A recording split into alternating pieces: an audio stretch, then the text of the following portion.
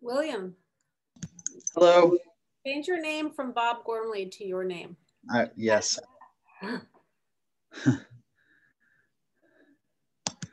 think because Bob forwarded me the invite. That's why I did that. James Coughlin, Westhab. Can you, I don't see your face, but I just want to know if I'm, oh, hi there. How are you? Nice to meet you. I'm Susanna. Nice to meet you. How do you pronounce your name? Coughlin. It's spelled Coughlin, but it's Coughlin. Coughlin, like C-O-G. Exactly. And do you go by James or Jim? Jim. Okay. I'm going to let you introduce yourself when it comes to that, but I just don't want to. No problem. I have some staff that are going to be joining. They're in the process of signing in. Yes. Yes, I know. We're expecting Valerie and Daniel Lyles. Yes, and we also have two other staff that are joining. One of the staff that works for Daniel as an assistant security director, okay. And our assistant vice president of security. I think he's going to join as well. Okay, great. And you'll let me know, or someone will let me know if they need to be elevated to if people can, people from Westhab, if you can raise your hand if you're an attendee, that would be great. Yeah, we'll allow you to, we'll allow you to, for us to see your face and just speak. Good. William, I see you now. William, and it is Benish, right? Yes, Benish. We had this conversation, so I'm going to let you introduce yourself as well. Oh, Aaron Drinkwater. No, I don't see you. We're going to elevate you. Do I have the capacity to do that, Carter? Or yes. I do have the capacity to do that? All right, so what do I go to participants? And I go to attendees and I look for Erica Drinkwater and I allow her to talk. Why can't I allow her to talk? No, you would promote her to panelist on the right side. On the right side of where it will say more.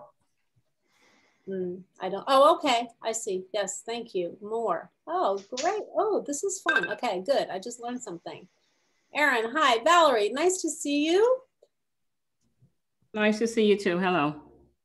And hi Susanna, there. Daniel Lyles, our security director, also joined. Okay, so let me let's see if he needs to be elevated. Oh no, Daniel Lyles, I see you. Yep. Okay, great. It is, if there's anyone else who, okay, how many are attending? We will get to that. Is Mercedes Martinez one of your staff or no? Okay. It's 6:32 and we're just gonna wait a couple more minutes. We're expecting a lot of people attending the meeting tonight. So I'm just gonna give everyone a little bit of time to join and then we'll get started. It's very nice to meet all of you. Hi, Erin. Thank you. Hi, good evening. Nice to see you. Filling in for Leilani. My pleasure. Faces from Cb2. I'm seeing Coral and Betty and Matthew and Bob. Hi, John Paul. Welcome.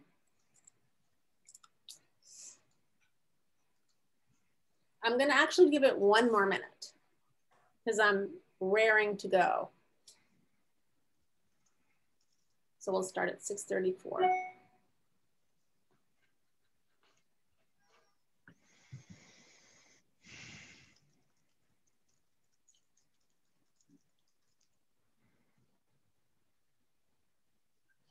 And Valerie and Aaron are the two who have to leave at 7:30, correct?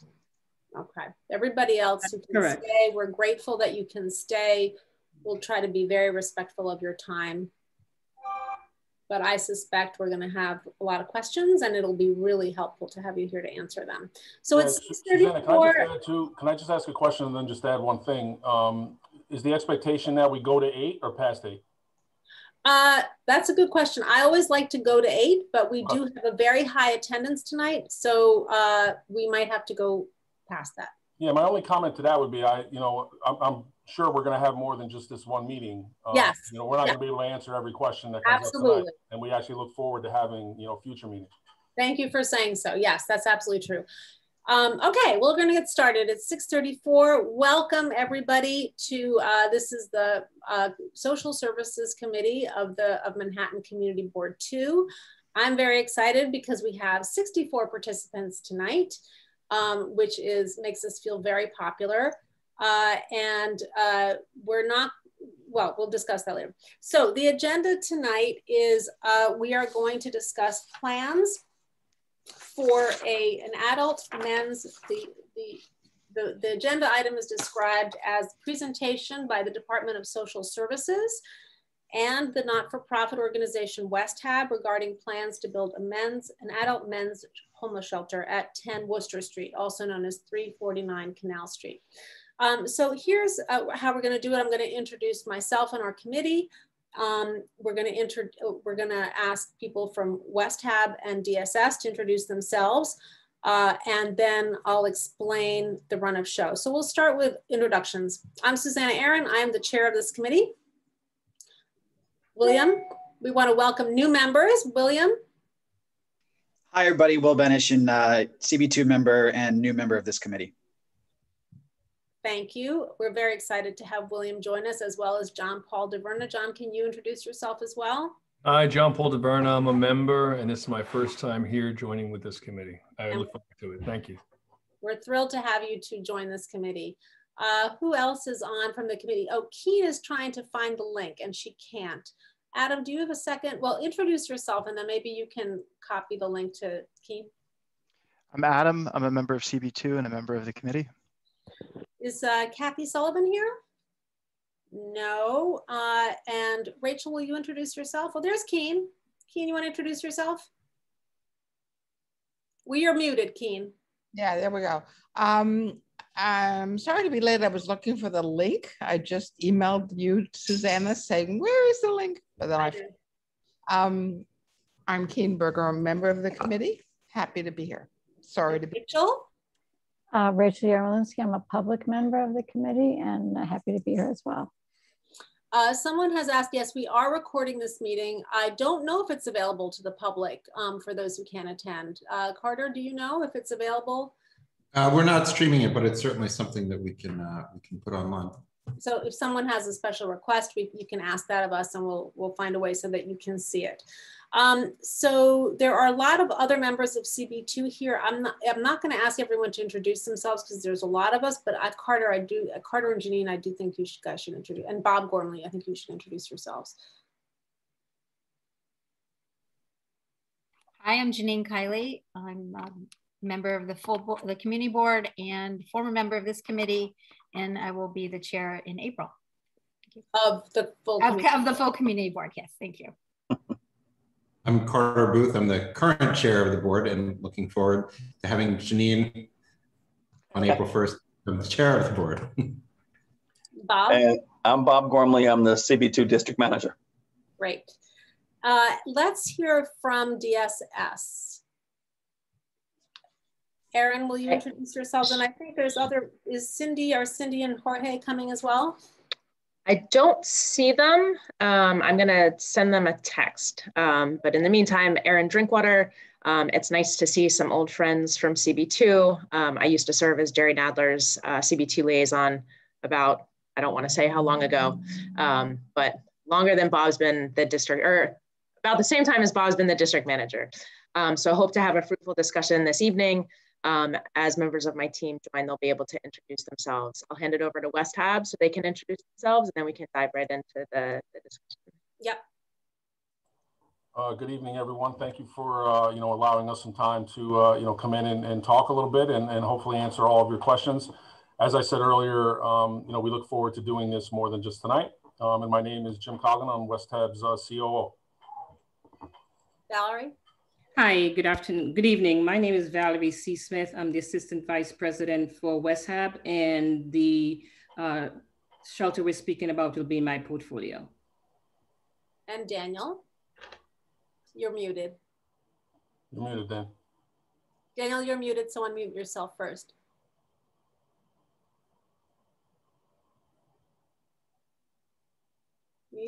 There you go. Okay, good evening, everyone. Sorry for the technical difficulty. I hope that's not an indication of how this relationship is going to start out. My name is Daniel Lyles. I'm the Director of Security, and I look forward to working with each and every one of you. Great. Thank you, everyone. So I'm just going to give you a sense of how the evening is going to go. I'm going to ask a bunch of questions. We're going to ask for a short presentation from DSS, Department of Social Services, and Westhab. I'm going to ask a bunch of questions and my committee will as well. We'll field also then some questions from members of the broader CB2 board if they'd like, and then we'll open it up to the public. The way we'll do that is you'll raise your, I'll describe this again when we get there, but you will raise your hand. My good pal, Adam Zeldin, will help me manage traffic. A heads up, there are a lot of people participating tonight, and I know that there are a lot of concerns about this and interest in this topic. We may not get to everyone's questions and comments tonight. I don't think it's worth staying here till 11 o'clock. And we're gonna have many opportunities to meet again with Westhab and with the Department of Social Services. In addition to which I will give you an opportunity to send your emails to me. And of course, you can always provide your input directly to Community Board 2. We always read everything that you guys write to us. So I just wanna manage expectations and let's just start. So tell us about this plan, Erin and Valerie and whoever else from the two organizations. Sure, thank you so much for the opportunity to speak about the work that the agency is doing and also allowing Westhab the opportunity to speak about the details of this particular program and project that they'll be running at the 349 Canal Street location. For a little bit of background, this will be the first permanent shelter in this community board. So I want to provide some context to the Mayor's Turning the Tide plan that I think will help contextualize some of this discussion and talk about the work of the Department of Social Services and the Department of Homeless Services in New York City.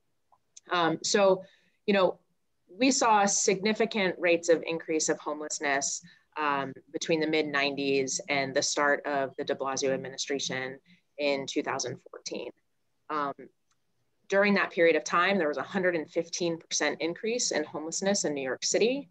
And between the years of 2011 and 2014, there was a significant increase of 40% following the ending of a city-state partnership called the Advantage Program, which was a rental assistance program that provided rental assistance to New Yorkers in need. We have made real progress in terms of helping New Yorkers and neighbors get back on their feet through a series of pillars under the Mayor's Turning the Tide plan. We've driven down evictions by more than 40% by connecting individuals to free civil legal services and housing court to make sure that we are preventing homelessness at first pass. We've also expanded our home-based program. We now have 26 locations across the city in locations that are communities that are most impacted by homelessness. We know that certain neighborhoods, are drivers to the system. We want to make sure that we're working with community-based organizations to connect individuals to assistance, rental assistance to stay in their homes, eviction legal services, mediation services to resolve tenant-landlord issues, and that sort of thing. We've also helped more than 160,000 individuals move out of shelter or avoid entry into shelter by standing up and reestablishing an incredibly robust rental assistance program, as well as reinstating NYCHA set-asides and other housing opportunities, again, to ensure that New Yorkers are moving out of shelter and not entering shelter in the first place.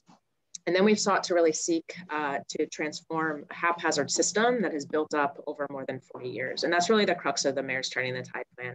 We wanted to make sure that New Yorkers who come from every community and every neighborhood across the city have the opportunity to get back on their feet in communities where they are close to the anchors and supports of their lives. Through that, the mayor made a commitment to open 90 new high quality shelters. Also within the commitment was to close cluster units, which is where the agency has utilized private units, taken them out of the affordable housing portfolio. We are near 75% complete with that commitment, returning that stock to the affordable housing stock. We've also made a commitment to get out of commercial hotels. I'll speak a little bit more about if there are questions about that, but we are using commercial hotels as a response to COVID in order to slow community spread and transmission within our congregate shelter system. But we've made the commitment to get out of commercial hotels We continue to work on that. We've prioritized getting families with children out of commercial hotels. And then we continue to administer the nation's most robust street homeless outreach program to work to connect New Yorkers who are experiencing street homelessness to programs and services, opening low threshold opportunities and beds for folks to come inside off the street. We've opened additional drop-in centers, again, to really connect with New Yorkers, build trust so they can accept services and come inside. The shelter that we're talking about today. Erin, before you go ahead, I'm sorry, I'm just going to interrupt you, but I should tell everybody, I know that you have a time limit. You have to leave us at 7:30 tonight. That's correct. I have another meeting tonight. As unfortunately does Valerie Smith. I just wondered if you could say a couple of words. You mentioned that this is the first permanent shelter in Cb2. We are anticipating a safe haven opening on 14th Street and a shelter for women opening on West 11th Street. So can you define what you mean by a permanent shelter? And can you also just talk about, explain fair share to us, which is a concept that I think it might be helpful for people to understand. Sure. So those other shelters, yes, you're correct. A safe haven is, we don't consider them, and I apologize, I misspoke, forgetting about the 11th Street shelter. The safe haven is something where these are a low threshold model. We work to connect individuals who are experiencing street homelessness to utilize those beds. This program is part of our traditional shelter program. Clients who will be placed here come through intake and assessment, intake at 30th Street, Bellevue. They come to request services. They then are placed in an assessment shelter where we work to establish what type of program shelter will best serve that particular individual's needs. They might be employed, they might have some mental health challenges. And so we work based on the providers that we have across the city to make sure that we're assigning an individual to the best program model that will help serve them their needs and transition them back to this permanent housing. And can you explain what the program is expected to be on Canal Street, on Wooster Street?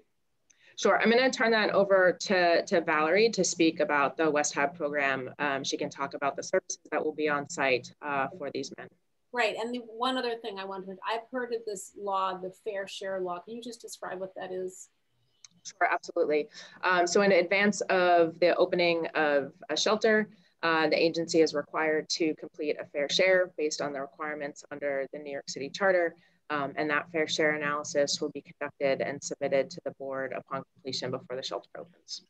And the idea of that is that there's an interest in the city to make sure that these kinds of facilities are fairly distributed throughout the 5 boroughs. That's correct. Concentrated. Okay, great. That's correct. Great, let's go to Westhab and learn a little bit about Westhab. Yeah. So Jim is going to do the overview and I'm going to speak more specifically to the program. Yeah, so I'll spend a few minutes just talking about us as an agency. I know there's a lot of questions, so I won't, spend a lot of time on it. But, let me just start by saying that, we currently operate 10 programs in the city and 3 here in Westchester. And our success is driven largely by the relationships that we have with the local communities. It's very important to us, and we take great pride in that. So, I've said it a couple of times already tonight. We really look forward to building a strong relationship with all of you, as well as individuals who unfortunately aren't on the call tonight. So with that being said, Westhab has been in business now. This is our 40th year. We started off as a homeless service provider 40 years ago here in Westchester. At the time, we were operating in the late 80s, early 90s. We were operating 5 to 6 shelters at that time. Homelessness decreased, and we began to provide different services here in Westchester. And we opened up our range of programs. So one of the things that we feel, and I always say at these meetings as part of the education around the agency, is that we run the full continuum of services here at Westhab. So we're not just a homeless service provider. That's how we started, but we also do real estate development and we build affordable housing. We also do employment programs, we do youth programs, we have mental health programs, and we work with every population that you can think of, whether it be veterans, formerly incarcerated, youth, single individuals, homeless, all of them. And we take great pride in the work that we've done. And over the course of the past 5 years, we've built an extremely good relationship and a close partnership with the city and with DHS, which has allowed us to successfully open 10 programs. Some of them in areas where the communities were not happy, and the communities pushed back hard. And I'm sure some of you are going to have questions that we've heard in the past, and we're happy to answer them. But we feel really good about our model. We feel good about the relationships we have built in these 10 communities, and we look forward to building those relationships here with you guys. It's really important for us, and hopefully at some point, when COVID is through, if any of you are interested in potentially taking a tour of one of the programs that we do operate, it's really important for us that our programs are safe, our programs are secure, our programs are clean, and that we have a positive atmosphere in our programs for all the individuals that we're serving.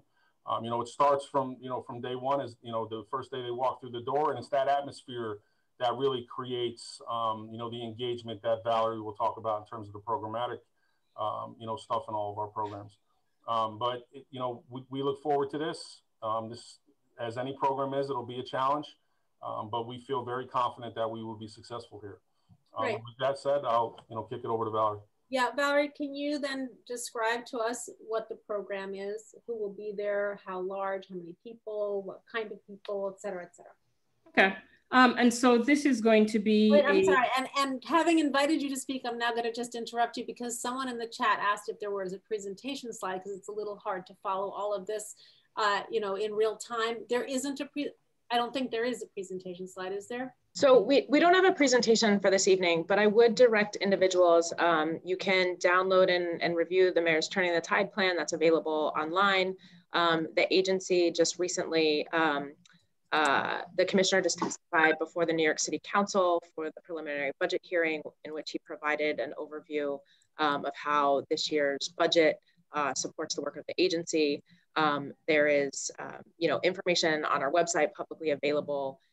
So I would encourage folks to go to those locations. And I see that I'm not able to follow the chat, but I will drop something in. I will drop in the chat so folks have access to it, but I can't track the chat also. That's great. Thank you. Now, Valerie, you can speak. Okay. All right. And so the new program that we're discussing is going to be a men's program. And this would be our 11th program that we've opened over the last, since we've been in New York City for the last 5 years. And so the program will offer to the men that will be assigned to us from the Department of Homeless Services a plethora of services ranging from case management. We will have 10 case managers who will be assigned to the site. And these individuals would be the primary worker that the individual will be assigned to. And so everyone coming through the door from day one will be assigned a primary worker. This individual will work with them to address barriers that may have caused them to be homeless and link them with services that would help them to move in a positive way on the continuum of care. With that, we will have a social workers, a licensed social worker. We will have an employment component. We will have a rec component. And we'll also have a 24-hour security, which Mr. Lyles will be able to speak in more details about. And so we have 24 hours coverage. And they would work closely with the community affairs person that is in charge of that area that we will sit in. We also will have managers, we'll have a director of the program. We'll also have a director of social services, and this person will be the person that will cover pull off all of the different parts of the facility to make sure that they were addressing the needs of the clients. The clients, when they come to us, will be assessed within the first 12 hours that they're assigned to us. And then we will develop a independent living plan to figure out what steps we need to cover to move them along. And so if that means that they need to get IDs, we work with them to get IDs. If they need to get a job, we'll work with them to put them through employment programs, and then they'll work with a job developer who will place them in jobs. If they need to upgrade a job, our staff member will be able to do that.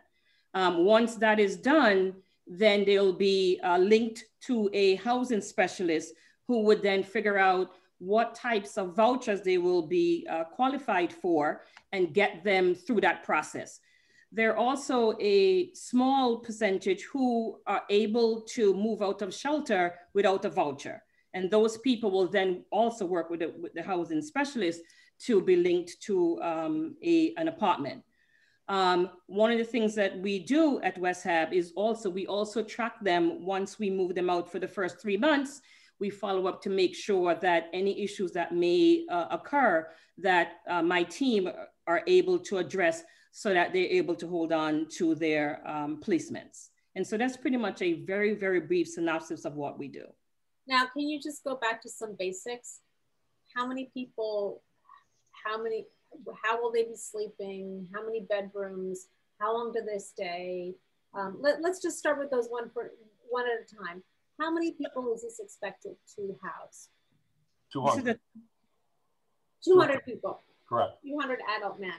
Yes. And what is your expectation of what the sleeping arrangements are? Yeah, it'll be set up. We're still in the design phase of the building, but it'll be set up as small dorms.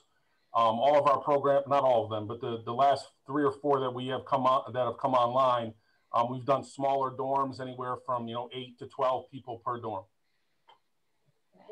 And I'll say much of so our state oversight agency, OTDA, in rules and regulations and social service law outlines the requirements that shelters must have. And upon opening the shelter, OTDA has to approve it. There's inspections to ensure that the shelter development meets the regulations set forth by the state. Similarly, with anything as it relates to our city partners, DOB, FDNY, and those requirements as well. So just to reiterate, this is not for street homeless people that we see on the street. These are people who will have gone through this assessment process and are going to be placed in this shelter for how long a period typically? I would say the average length is between 9 to 12 months. And what happens if they don't find housing within 9 to 12 months? Well, that's the average. And so we have individuals who come to us and we place them in 3 months. We have individuals that come to us and we place them in 13 months. And so everyone that's placed with us, the end goal is to place them in housing. And so housing means different things to different individuals. And so, yes, the bulk of them wants to be placed in housing, but we also have a small percentage who wants to return to a different state. And so if that is the case, we work with the Department of Human Services to get them there. And so the end goal is always to move them along the track into a positive outcome. Yeah, just to add to that too, we want to make sure that when we do move somebody into permanent housing or we do get somebody a job that they're going to be successful. Right. We want to make sure that we're providing them all the necessary resources before that does happen. So sometimes, like Valerie said, sometimes it takes a little bit longer depending on the need. And what is the just some sort of logistical stuff now. Right now the building is a parking garage. Correct. What is your time frame? What are your plans? Who's responsible for the renovation, the adaptation of the space? All great questions. We are working with a private developer on this project, so we are not responsible for the construction or any of the DOB permitting things that happen. We will participate in the design. As I said, we just started that process with the developer. So right now, we're a little bit far off in terms of opening. It's probably at best, I would say 18 months. From now, and obviously that can move, that's a target date, but things have just started in terms of the design phase. And who's the developer? Liberty One. Liberty One. Are they the owners of the building, or they are entering into a relationship with the property owner? They are purchasing the property. Purchasing the property, okay. I can presume that all necessary permits and inspections and DOB and to code and fire safety and right? We can presume all of that, right? 100%. That's a very lengthy process. As Aaron described, there are many stakeholders who are involved in, you know, permits and signing off on things, but yes. And your design process, has gotten to the point where you have a sense of where the entrance to the building will be, whether it'll be on Wooster or on Canal? As of today, it's on Wooster. It's on Wooster, okay. Let's see. I have a million other questions. I'm going to start with my own questions because I can before I share it with other people. The plans, tell us a little bit about the plans for security. That's a great lead. Yes, so again, thank you everybody for inviting us here, and I'm pleased to be here to share what our intentions are and to address some of your concerns. So as Ms. Smith indicated, we will have 24-hour security coverage. All of our security staff members are licensed by New York State Division of Criminal Justice Services. They're certified in fire safety. They're also certified as first aid, CPR, and AED, and first aid, CPR, and AED as well. And you know, we will, and basically what we do, you know, as a security organization, I just want to be clear. Our model is more like a community-based model. We're not really interested in setting up, you know, an institution, something similar to a criminal environment. We set up more or less a culture of a community where the residents are treated with dignity and respect. It gives us a greater opportunity to resolve conflict, to address client behavior in a more progressive and a more productive fashion. So all of our staff members will be trained in conflict resolution and de-escalation training as well. We're also trained in Narcan opioid addiction and how to reverse the effects of Narcan or opioid. And so we get out into the community, we work with the local merchants, we try to establish a good relationship with the local merchants. We welcome people to bring their concerns to us. We're very transparent. We have nothing to hide. We want to invite people out. We want people to see the process of how we provide safety and security, not only within the community itself in terms of the residents, but also the broader community, the neighborhood. We'll be patrolling up and down the streets. If we see anybody loitering around the neighborhood, we want to intercept and redirect them. So that relationship between us and the local merchants are very important. That's why we will get out and we will take the initiative to establish that relationship. I'll go out and personally hand out business cards, give out my phone number, not to everybody, but to certain people. I'm very transparent. I want that relationship. The relationship is very important to us. And so that's why we're successful as a security organization operating in a human services environment. Great. I have a bunch of security questions, but I just want to get to a couple more building questions, which are, what are the land use implications? Will you guys be seeking any variances? Is this as of right development? Is this use allowed on this district currently, on this site currently? That's all handled by the developer. And as of right now, none of those have come to me as issues. So I don't know how to answer that question other than the developer handles it. And there haven't been issues to date. Aaron, are you aware of whether this will be undergoing a ULURP or a change of use or any variances? No, it won't require any variances. It doesn't require any variances, okay. And is there any official community process for this? Or is this just mandated by the mayor?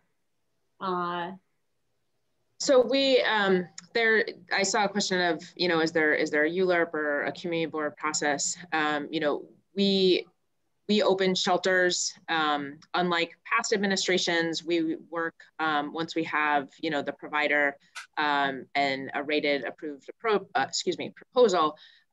We make notification calls. We think that it's very important to start the conversation with the community to build the trust and relationship in terms of, you know, neighbors that will be residing at the shelter for a period of time. As has been said a couple of times, this will be the first of many conversations. Westhab mentioned the fact that they will be setting up a CAB, a community advisory board. Those will meet regularly. Oftentimes we find it's helpful to meet more frequently in the beginning. And then as sort of the relationships are cemented, those meetings can be spaced out further. or meeting as necessary. Right. We also, but there's not the community board doesn't vote on the matter to reject or approve it. Though we always do welcome supportive statements from community boards. We think that, again, like building that relationship is incredibly important, both to the agency and to the provider. And at the end, it benefits our clients, right? To know that they are welcome in a community as they've fallen on hard times and working to transition back to permanent housing. One other question about the building is there a reason why the entrance has been chosen for Wooster Street, which is a commercial but somewhat residential street, as opposed to Canal Street, which is a big, busy commercial street? Yeah, as I said earlier, we are just in the initial design phase. So I'd have to check with the developer on that. But I've been reading the questions in the chat and jotting down some of the questions on the construction side. Oh, good. That's helpful. Actually, that's great that you can see those questions. Yep. Saves me. It'll save us some time too. Going back to security, do the residents do they sign a contract, a comportment contract? Are there regulations about how they behave? So, I don't mean to say that's just sounds like I'm talking about children. I'm not. I just mean like. So I know that a lot of shelters have contracts with their residents.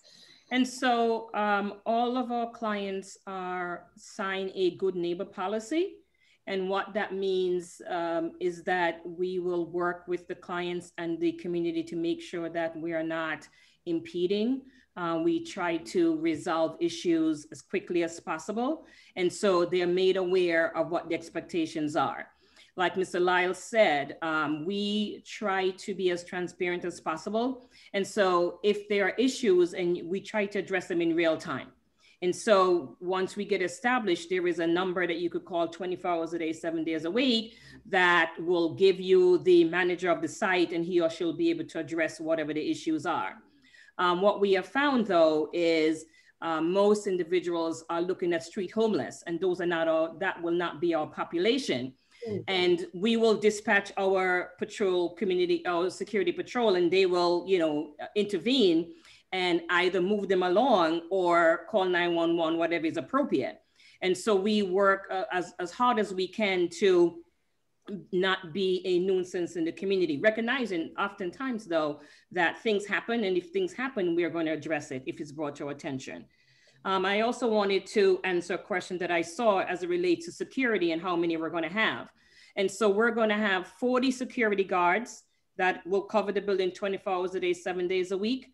We're going to have 6 security supervisors. We're going to have a security manager. We're going to have Mr. Lyles, who is the director of security. We're going to have an assistant director of security. We also have an assistant vice president of security. And then you have on the social services side, just as many managers that manage the site. Right, but just to be clear, it's not going to be 40 security guards on every shift. No, it's 40 that would manage the building. A staff of 40 that is. And how will these men spend their day? And so, like I said earlier, they are assessed. And so we will figure out what their needs are. And so if he comes to us and he's already working, and so there is a 3-month period that he has to go through the system to get eligible for a voucher. He's ready to go. He's linked to a housing specialist. He's up to the races as it relates to getting linked to housing. He may come to us and he may need to get his IDs. And so that means he has to work with his case manager to get IDs. If he's out of state, we have to, contact the appropriate agencies out of state to get those type of IDs. And then he goes through the process. He is going to different workshops that we offer on site. He's going to employment if he's ready, or if he's not, he's going through an internship program. Sometimes we have individuals that come to us that work, and so they're going to work.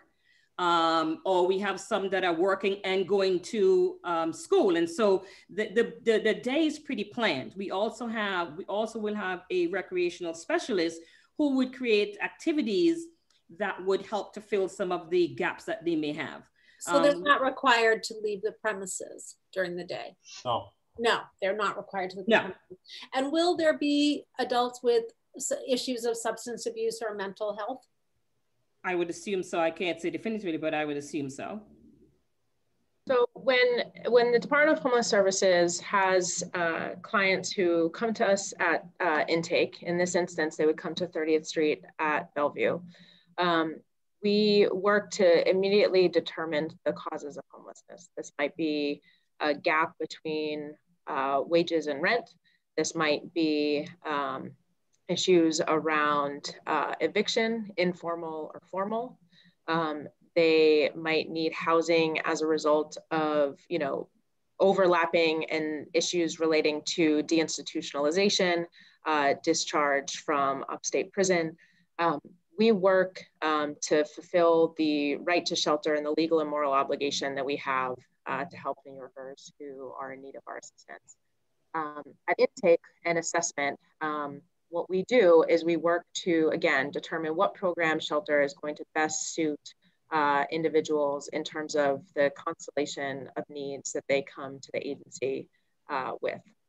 And we do have shelters that have a higher level of support and staff for individuals who have untreated mental health diagnoses, substance use disorders. But as many folks are aware, folks might have a mental health diagnosis and it's under control. It's not a contributing factor to their homelessness. But if there is a client who is placed at a location and working with Westhab and the staff on site, and it's deemed that it's not a good fit and there might be a higher level of care that's needed, the agency and the provider does have, there's an ability to transfer a client, again, laid out in state regulation, making sure that, notice is provided to the client and so forth, to ensure that if their needs aren't being met at the particular location, that we can transfer that client. And, we're talking a lot about this population as if it's just numbers. I'd love to get a little bit of the human sense of these people. I mean, these people as if they were not human beings like all of us. But Valerie, you've worked with this population for a long time. Aaron, you've worked with it. Can you tell a little bit to us what kind of stories resonate with you? What kind of concerns have resonated with you? Well, for me, I think that oftentimes when we talk about someone that is homeless, the first thing that someone thinks about is a bad person who has no motivation. And so I see it as being very important to educate the community. And so in the shelters that we operate, we have persons, I was mentioned earlier, who have, through no fault of their own, probably have aged out of the foster care system. We have people that come from domestic violence situation. We have people that, were asked to leave their homes. And so they end up coming to us. And so I think that if we meet each person where they are and work with them as individuals, I think it works easier. I think it's just a matter of educating the community. And I'm not going to sit here and say that everyone is going to be an angel, but I think the majority are. But you have a few that, do take a few missteps and then everyone is painted with the same brush. I am proud to say that during the pandemic, Westhab, in the portfolio that I managed, moved 201 individuals into permanent housing during the pandemic. And that number runs from March of 2020 till December of 2020. 201 persons were moved into permanent housing. And that says a lot from where I sit, because my team is very committed to having a positive footprint in the community that we sit. And so we currently operate 10 shelters in the New York City area. And we take what we do very serious, my team and I, and we're gonna do all that we can, not only by the clients, but also by the community that we sit in. And so if there are issues, we're more than happy to sit at the table and figure out what the best solutions are. And so I think that is what I take pride in as it relates to the job that we do. And have you developed mechanisms at any other of your shelters for creating these bridges between existing residents and the residents of your facilities? Well, Aaron mentioned the Community Advisory Board. And so those individuals play an integral part in bringing concerns that they may have to us. And it also, that's one part of it. The other part of it is oftentimes we get calls from individuals that on that committee that says, we heard of an opportunity in community. Do you have person that fit this criteria? So it's not just a negative interaction, you know, and then we're also, my team and I are looking at ways that we could be helpful in the community. And so we're open to doing community service. You know, we're open if there's a community project going on, my staff and I, along with some of our residents, would show up, because at the end of the day, as long as they're sitting in a shelter in that community, they're a community member. And so we're going to be as participatory as we can to make sure that we are being good neighbors. And so that's my thought. Well, you know, I think that I can make an assumption here, which is that I think that this community is going to be seeking positive bridges to engage with your residents. And it doesn't sound like maybe many of those exist so far, but we'll hope that the Community Advisory Board is not just a place to voice concerns, but also to create positive interactions. I have only 15 more minutes with you and with Aaron, and we have a lot of questions to ask. And I know that James and Daniel are here, which is great. Let me just ask a couple of questions about the building. Aaron, do you know why this particular location was selected? Why Westhab, I presume, just responded to an RFP, a request for proposals. Is there any reason you guys can shed on why this location was selected, this site? Sure. Oh, go ahead. I was just going to say that, you know, we worked with this developer. This developer came to us with this project and felt that it would be, you know, a good project. And as Aaron said before, with there not being, you know, permanent shelter in this particular community board, we took a look at it. The developer felt like it was a building that he would be able to purchase and renovate for this particular purpose. You know, for a 200-bed men's shelter, there aren't a lot of buildings citywide, frankly, you know, that can be repurposed, you know, in this way. So that from our end, developer came to us. We applied to the DHS open RFP process. DHS selected our proposal, and here we are. So just to clarify for people, the open RFP process, RFP is request for proposals. Normally the city would put out a single RFP for a specific project, but in this case, I understand that DSS has ongoing open RFP for the creation of homeless shelters. Is that right? Is that how to explain that? That's correct. That's correct. And so I saw some questions about why this particular population.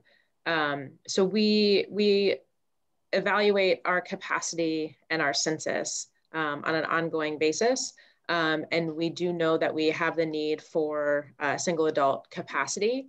And the site here provides that opportunity to build that shelter. This is, you know, a purpose-built shelter in that, unlike some of our locations where because of emergencies, we've had to, you know, shoehorn the program into a building. This provides an opportunity to really be thoughtful about the design and the approach to, again, serve the clients who will be there as they transition back to permanency. So there have been some questions in the chat, and I should just say, I'm not really able to monitor that chat very closely because I'm trying to have a conversation, but every now and then I see something, and there was a question about, wouldn't it be great to talk to Liberty One? And I think it would be a good idea for us at the next meeting that we have, perhaps in a couple or a few months, to actually meet with your developer and get some of those logistical technical questions answered. I would like to open it to members of the Social Services Committee to see if they have any questions at this point.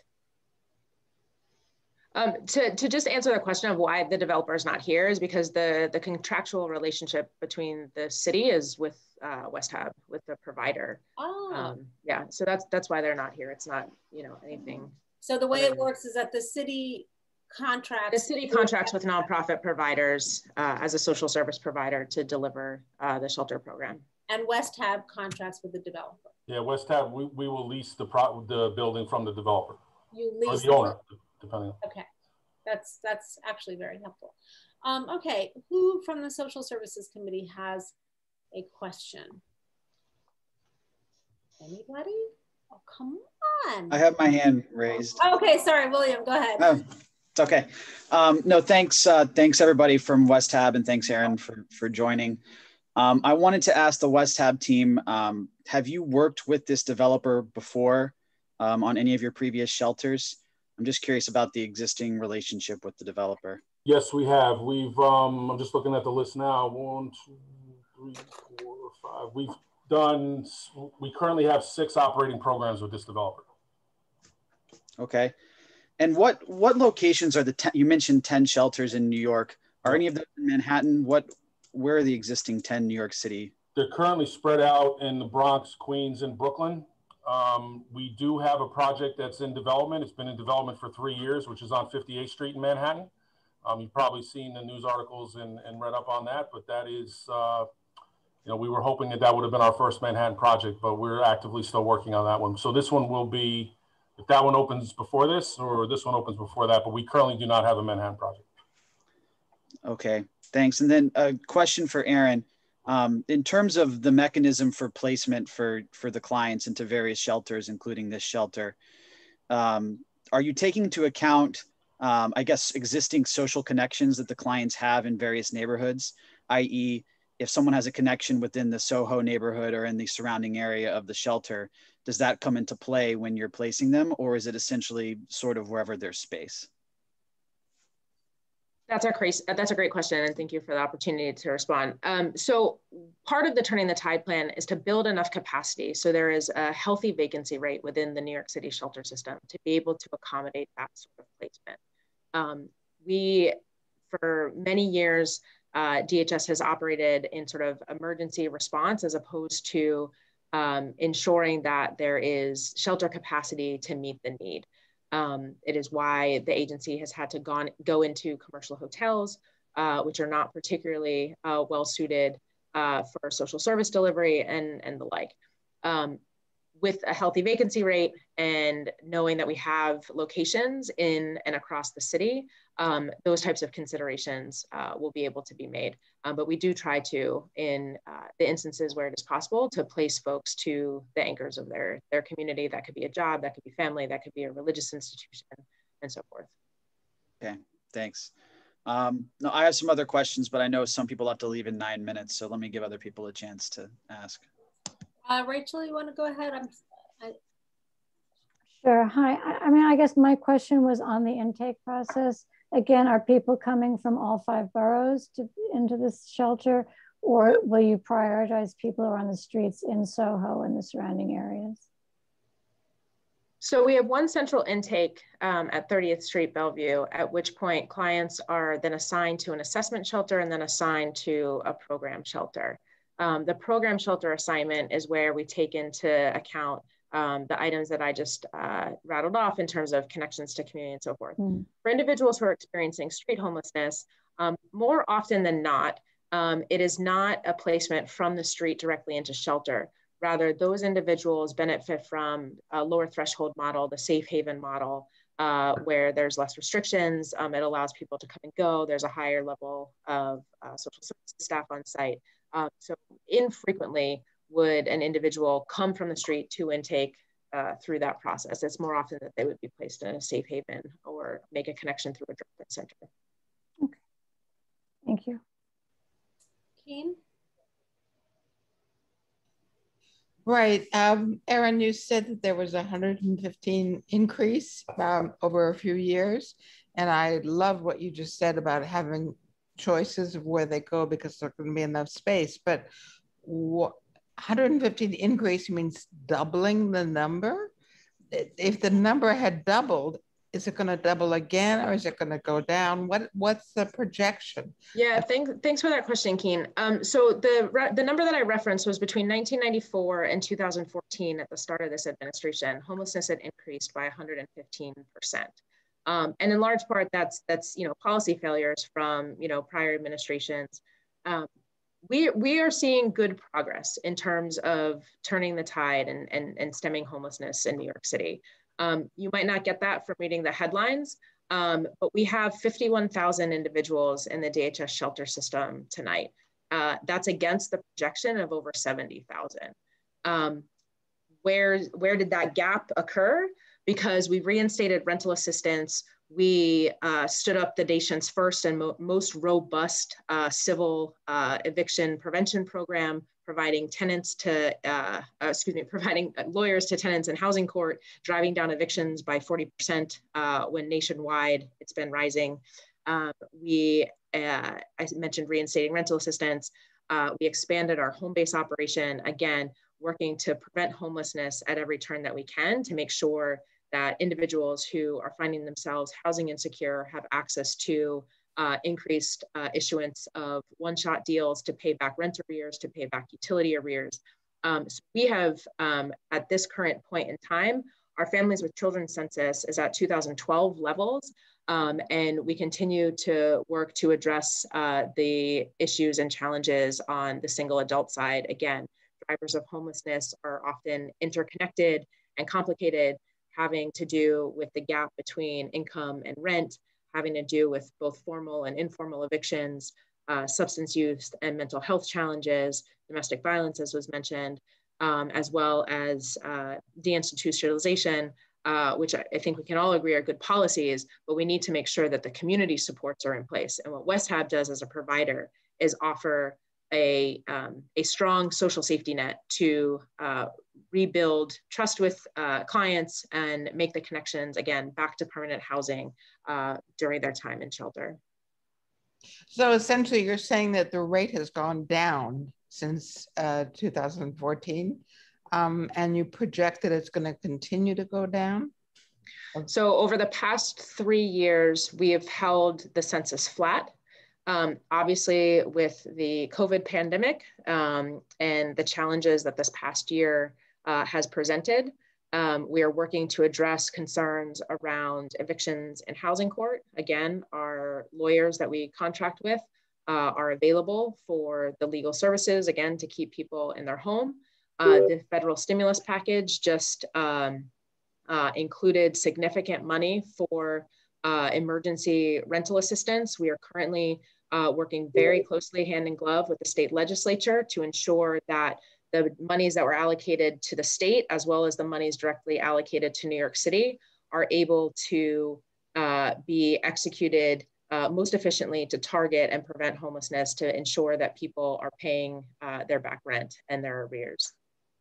So you anticipate a continued flatness in terms of the population? So I think the injection of the federal dollars for the emergency rental assistance is critical. We continue to advocate for additional state resources as it relates to rental assistance. Right now, the City FHEPS program, which is the City Rental Assistance Program, is entirely city tax levy funded. We're heavily advocating for additional resources from the state right now and working with the legislative bodies in terms of making sure that those allocations are included in this upcoming budget. 6 days away from getting it over the finish line, but that will be important as well to holding those numbers down. Yes. Right. Well, but you didn't answer my question. You said you're advocating. I mean, I'm advocating for lots of things, but I'm going to guess that there's a certain amount that's just unknown, right? That there's an anticipation. That's right. Hope, but there's no guarantee. That's right. We believe that the allocations will serve a large number of individuals who, for the past year, have been unable to pay their rent. But we continue to work with our providers at every level of government as we address the crisis relating to the eviction, the lifting of the eviction moratorium, and the fact that many New Yorkers have been unable to pay rent during this period of time. I'm going to go to, thank you, Keen. Janine, we have 2 minutes before we lose Valerie and Aaron. Janine and Adam, let's see if you guys can get questions and answered done in time. Sure. My question is about, you mentioned that there's a huge, large social services team. What kind of facilities will be inside the building? Since it's a dorm room setting, will there be television rooms? What kind of recreational facilities will there be for the residents who might not want to hang out in a dorm room all day? If you could just share that. And if it's not designed yet at this facility, share what exists at some of your other facilities that might be comparable. You know what I'm going to do? I'm going to wait on that because I think that Jim Coughlin can answer that question for us. Perfect. I want to come back to you. Adam, do you have a question? I do, yes. This is for Aaron. So the trends you're citing reflect a blend of the trends that we're seeing in homeless families as well as homeless individual adults. Is that correct? Yes, that's right. On the single side, part of the trend is what I also mentioned in respect to deinstitutionalization. Got it. And but the drivers around eviction, domestic violence, the significant gap between wages and rents. Understood. And just looking at the comptroller's report, it looks like the spending on a per individual homeless basis has actually grown over time. So what we're spending on each individual sheltered homeless adult has grown at a pretty significant clip over the past 6 or 7 years during the de Blasio administration. Do you have any insight into why we're seeing that trend as well? Sure. So there was a long trend of underfunding of our shelter system and our social services providers. I think when Daniel spoke about some of the work that was done in regards to the security staff and social services staff being trained in the administration of Narcan, there are things that we've taken very seriously in terms of providing appropriate and significant services to our clients. For example, at our contracted families with children locations, we have social workers on site, which we think is really important in terms of addressing some of the trauma for children associated with homelessness. Making sure that we have the requisite social services staff on site, ensuring that our providers are contracted with housing specialists, again, to help and assist the transition from shelter to permanent housing. So some of that spending has to do with, investments to make sure that shelter operators are, providing high quality services. Let me step in right now. Thank you, Adam, for that. I want to thank Aaron and Valerie so much for your participation. It's 7:31. Thank you for staying the extra minute. We're going to keep talking. I'm going to start out with Janine Kiley, who had a question about anyway, thank you guys so much for coming, the two of you. And Susanna and members of the committee and community members who are on the phone, I do apologize. I have to run to another meeting this evening. Jim and Daniel will be able to answer questions. And if there are questions, particularly for the agency, if you can follow up in writing, Susanna, and we'll be certain to get those back to you as soon as possible so you can distribute that and post that on your community board website or, distribute it to the community. Would be happy to do that. I appreciate the time tonight. Thank you. We see this as an iterative absolutely. process, and it won't be the last conversation. So I'll say goodbye to you guys. Thank you, guys. I'll come back to Janine. Thank you. I'll come back to Janine. You had a question about to Jim. What else other than dorms and kitchen and eating rooms, and so what else will there be in this facility? It's a great question. This particular, because we're still in the design phase, I'll speak to one of our, some of our other facilities, but it'll be very, very similar. We have recreation space. We have what we call a day room. The day room is for individuals who may not be in programming for, I don't know, an hour or whatever period of the day where there is a television, where they're allowed to go in and relax a little bit. As I said, we'll have recreation rooms because we'll have a rec coordinator on staff, or they'll be doing activities with residents. We'll have what we call a community resource center. We'll have computers and staff helping residents with job applications, housing search, that sort of thing. We'll also have individual rooms, counseling rooms for the residents and staff, so they can have private space. And then obviously we'll have, office space for the, for the staff themselves. Great, thank you. Janine, does that answer your question? Yeah, will there be any rooftop space in the design plans or outdoor space for smoking or anything like that? Outdoor space for smoking is something that we like to incorporate in all of our buildings. So we're not becoming, so the guys aren't hanging out in front of the building smoking. It's too early to tell with in a design phase. I do not believe there's any rooftop, activity space. Access. Thank you. Okay, so that would be something we may want to discuss going on. Is there anyone else on our committee? I just want to introduce Kathy Sullivan, who joined us just now from our committee. Is there anyone else from our committee who would like to ask a question? No. Okay, so then I had a quick follow-up question. Yeah. Yes, William. Since the building's within the Soho Cast Iron Historic District, is it going to go through the landmarks approval process? I am 100% sure it will. And the reason I say that is because I actually had a conversation with the developer a couple of days ago, and he expressed that they're going through that process. They are. So I saw a question in the chat earlier. I know there's a lot of questions. I forget when it was sent. Somebody asked if the building's going to be demolished and sort of change the character of the neighborhood. The building is not being demolished. The facade will, meet whatever, landmarks. Thank you. Landmark process needs to be made. So the building will just be, the interior of the building will be rehabbed, not the exterior. Great. Yeah, John Paul. Hi, thank you. I just had some questions. Maybe they're going to be a little all over, and I'm not sure who to direct them to. Is this a fait accompli? Is this happening no matter what happens with regard to the community's reaction to it? Or is there a conversation and just trying to accommodate maybe community concerns? I don't think I'm the appropriate person to comment on that. I know from our perspective, we're here to help answer any of the concerns of the community. I think that's more of a DHS city question, honestly. I will say, John Paul, that earlier in the meeting, Aaron said that this doesn't undergo a formal approval process in the way that a ULURP does, for example. There is no formal role for the community board. Yeah. Thank you on that one. The security, I know we said maybe 40 security guards. How many security guards would be present in a given, I guess, shift? Anywhere from 6 to 10 people, depending on the shift. As you know, the overnight is usually calm, so it doesn't require a whole lot of people. The main concentration of security will be on the 3 to 11 shift and the day shift, respectively. 200 individuals housed there, is that the capacity of beds or is that your target? Meaning, can the number go higher?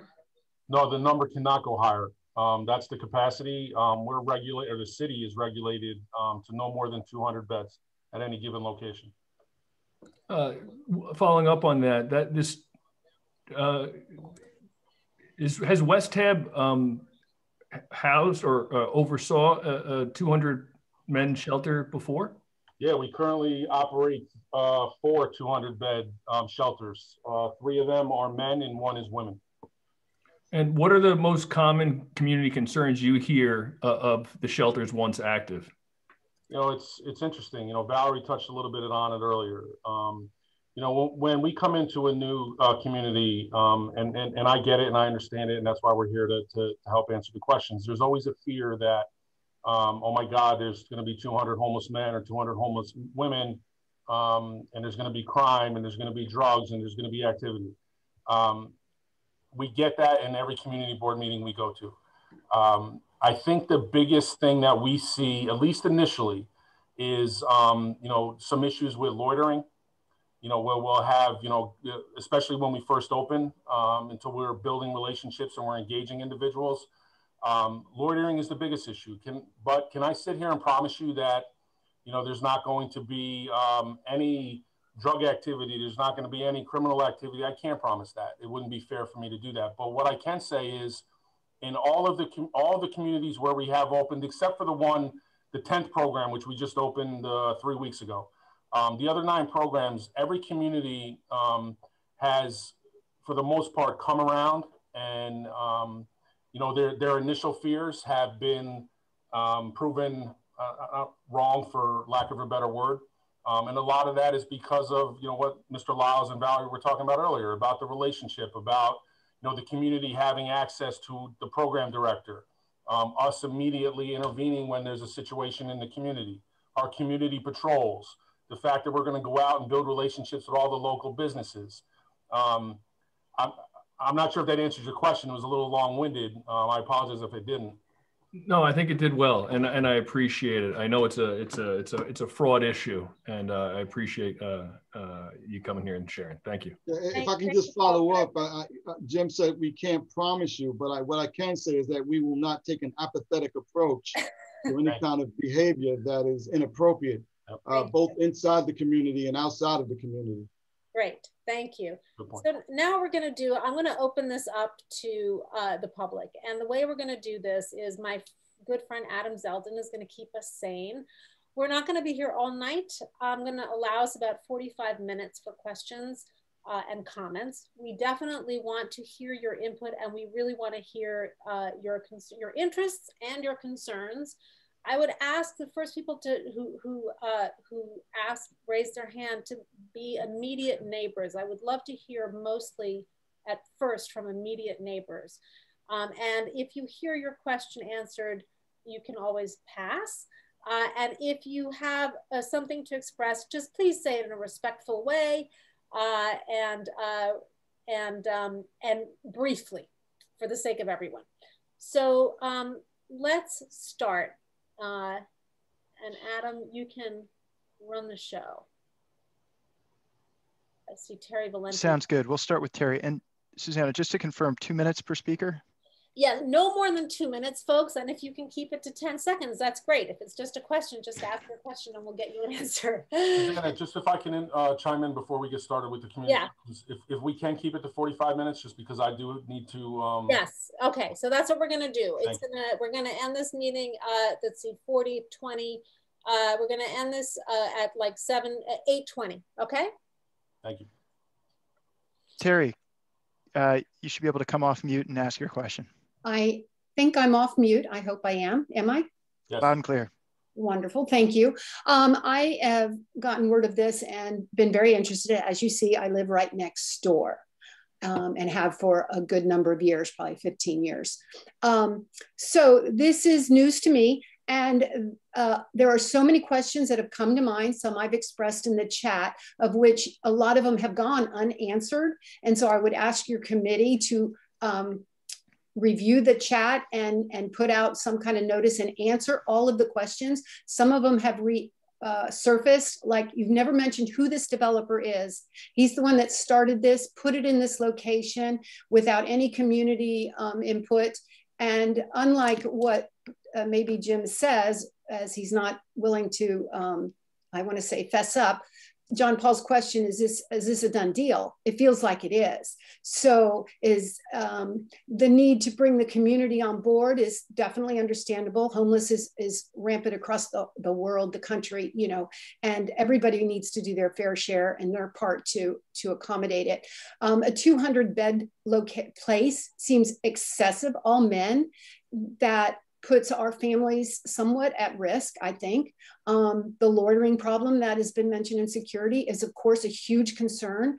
After COVID, nightlife should resume in New York City. We want to all enjoy it and we want to feel safe. And I think safety is our #1 priority. There are a lot of, as somebody said, wealthy individuals. Of course there are. That's not the concern for me.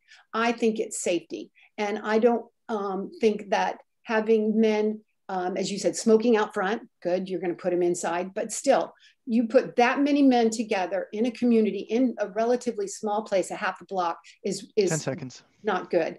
My question is, how many on Westhab live within a block of a shelter, and what issues have they had living next to a shelter?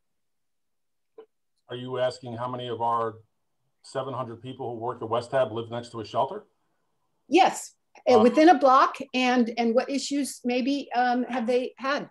I don't know the answer to that question. I know we have some, but I can't give you a number. I mean, I've never been asked that question before. Thank you, Terry. We're going to, and thank you also for asking for answers to the questions in the chat. We're going to try to address as many of those as we can when we write our report and resolution about this. And thank you also, Terry, for mentioning that you live right next door. When people speak, if you could identify where you live, your name and where you live, that would be helpful. We can move on. Let's go to Ingrid. Ingrid, you can come off mute. Ingrid Weigand. Yes, can you hear me? Yes, loud and clear. Okay. I live at 48 Grand Street, and which is 2 blocks away. So I'm a near neighbor, and I've been in Soho for decades. And as far as I remember, this garage has been there for decades as well. And that's really the root of my question. By the way, I'm also very much for this. I don't think that the poor automatically are criminals and thieves, and there's a higher population of distressed people. But anyhow, the main thing is this garage has had decades of oil and exhausts seep into its walls and floors. And there are, except on Wooster Street, there are very few windows.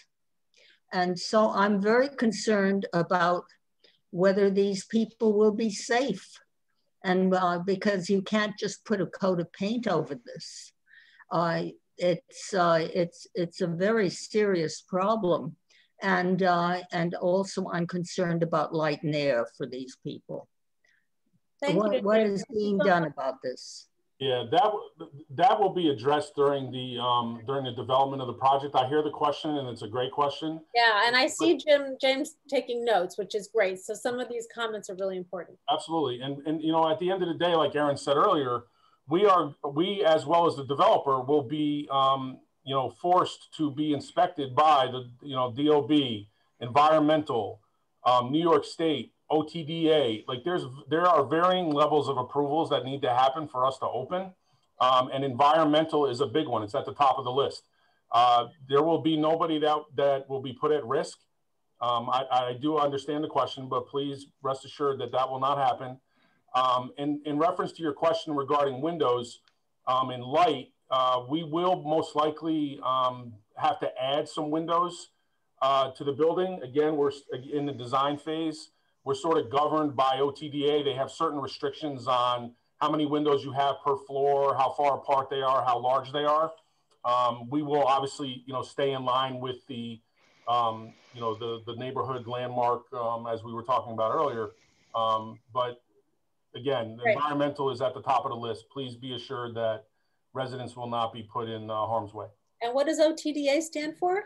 Office of Temporary and Disability Assistance. Great, thank you for that, Ingrid. Should we go on to Emily Hellstrom? Before you do that, I just want to also, was it Ingrid who, Yeah. Ingrid who, I just want to say, Ingrid, thank you for also, supporting, homeless in general and understanding that, individuals who are poor, unfortunately, in this circumstance aren't just criminals and, will destroy a neighborhood. We very, very rarely hear that in the initial start of a program. So thank you. Hi, James and everybody else. My name is Emily Hellstrom. I live in Soho on Crosby Street. I've lived here since 1996.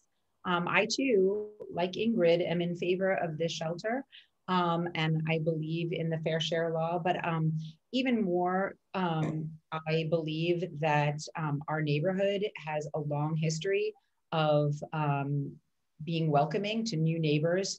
I think that we ought to follow the Open Hearts Initiative and the Friends of FIDI groups that are local groups that have come together to support and welcome homeless in the neighborhood through literally welcome kits and, saying hello and meeting our new neighbors. These are people and they ought to be welcomed into the neighborhood. And I just really caution our neighbors from saying things like, is there going to be loitering and are there going to be drugs? I know a lot of my Soho neighbors who do a lot of loitering and a lot of drugs and have a lot of good times. This is Soho. It's a community that, we should be welcoming our neighbors. And I'm here to help in any way. And I hope Community Board 2 supports this and that we can get a group going together. Thank you. Thank you, Emily. Thank you. John? Yes, thank you so much. And thank you all for your time. I live on Wooster Street. I've lived here for 20 plus years. I'm going to take on faith the integrity of Westhab. I don't know you all, but I don't really have any, issue or reason to do anything than to assume that your program that you've given an overview of is what it says it is and that you will execute it well. My biggest concern is that really the effectiveness and the safety of this community and broader program is dependent upon a real partnership with the city. That's with NYPD. It is with the execution as opposed to the policy side of DHS.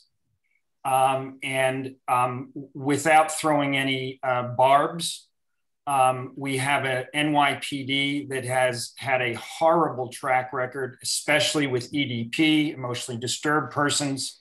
I pardon for inundating some of you with links to stories over the past couple of years that have detailed these challenges. We have a first precinct that is at this point literally under siege as a result of the rampant robberies in Soho, with deployment of massive percentages of their team to regular 24/7 presence on the street in the retail blocks of Soho. And I am deeply concerned about the ability of NYPD, not the intent. Again, I'm not sitting here throwing arrows and trying to say this and that about NYPD or anybody else, about their ability to function as an active, sensitive, appropriate partner for the efforts of this project. Because there is going to be stuff that happens. This is a challenged group of people. I say challenged in a sensitive way. And amongst others, and I know time is limited, the success of this program for Westhab, as well as for the community, is going to be greatly dependent upon a city that has a really miserable track record in coming through, in executing on their policies. Thank you, John.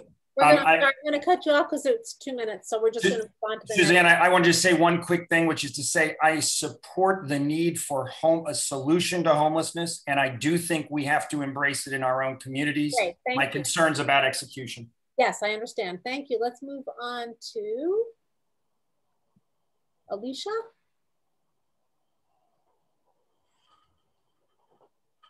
Alicia, go ahead and unmute yourself. Here. All right, in the meantime, let's allow Carolyn. Carolyn, can you unmute yourself? Okay, yes, got it. Okay, got it. Yes, I live around the corner, steps away, and I've been here since '72. So strong vested interest. It was pretty rotty then. But on the other hand, when you say that there's going to be 8 to 12 people in these small dorms, do they have, is it just like beds in a room? All sharing the same room? Nobody has their own door. Nobody has their own room. When you say, yeah, we would have liked to have rooftop space so that people could go out up on the roof and smoke instead of just hanging out on the street and smoke, that's a concern. So a little more detail on the actual living conditions. And I love the woman who was talking about the mess of that garage environmentally and the fact of no windows. So if you have no roof, no windows, or maybe a couple here and there, probably for the offices. I hope you are better than that. But nonetheless, where is anybody going to get light and air and personal space so that, you know, they're not just hanging on the street smoking? Thank you very much. That's a good question. So the questions, I think, Jim, are, I mean, I got to figure that there are building standards, code standards for residences that include requirements on light and air. And I'm going to presume that this building will have them as well, that you're going to undergo every inspection that any other apartment building builder would develop. Can you tell us just a little bit about what the dorm rooms look like? Sure. So the dorms, as I said, will be anywhere from 8 to 12 people per dorm. We are regulated by the state that there will be, beds are 3 feet apart. Each individual will have a bed, have their own locked locker, and beds will be separated by 3 feet. Keep in mind that residents will only be in the dorms for sleeping. You know, they will get up in the morning and they will go to whatever it is they're scheduled to go to that day, as Valerie was talking about earlier. Job training, housing search, program, whatever it may be. So it's only for sleeping.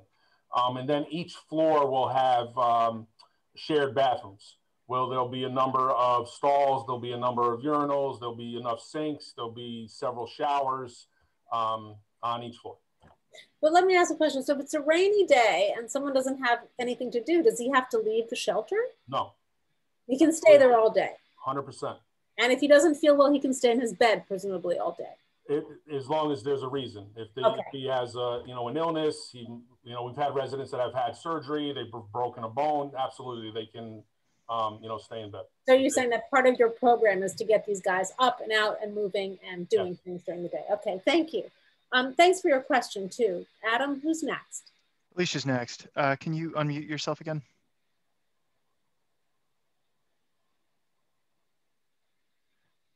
All right, let's go on to Eric. Hello. Hello. Go ahead. Go ahead, Alicia Feldschuh. Sorry about that. This is Tell Alicia. us your name and where you live. Sorry, we live right on Wooster Street, on the corner of Grand and Wooster. So we're literally about 120 feet away from this proposed shelter. Let's just be honest about a few things here. You keep talking about the security guards that you're going to have. Do your security guards have the ability to regulate a single thing that your residents do when they leave the door of your shelter? Are they New York City police officers? No, they're not. On top of that, 70 to 80% of the people that you're going to house have a history of mental illness, often untreated, drug addiction, criminal behavior, high rates of recidivism, and a violent past in many cases. We just saw 10 people murdered by a mentally ill person in Colorado. Now you're talking about having a rotating cast of 200 homeless men who are the highest risk population of the homeless towards quality of life crimes. We're already living with homeless people who are urinating on the street, menacing people in our community. Our community has been looted, and we're dealing with a massive rise in street crime. Now you want to put 200 homeless men in our neighborhood, in one of the most expensive areas, in a building that would require violating landmarks because it has to be carved up to have windows put in it that doesn't even fit with the regulations of our neighborhood. Why propose to put a building in one of the least ideal configurations, an interior building with very little exterior wall surface to house these homeless people? Let's just be honest. Not a single one of you would want to live next to this men's homeless shelter. And all of your talk of various different programs, et cetera, will not change the fact that there's going to be a rotating cast of 200 highly challenged individuals constantly in our neighborhood, menacing us and lowering our quality of life. Thank you so much for expressing those concerns. I have a question.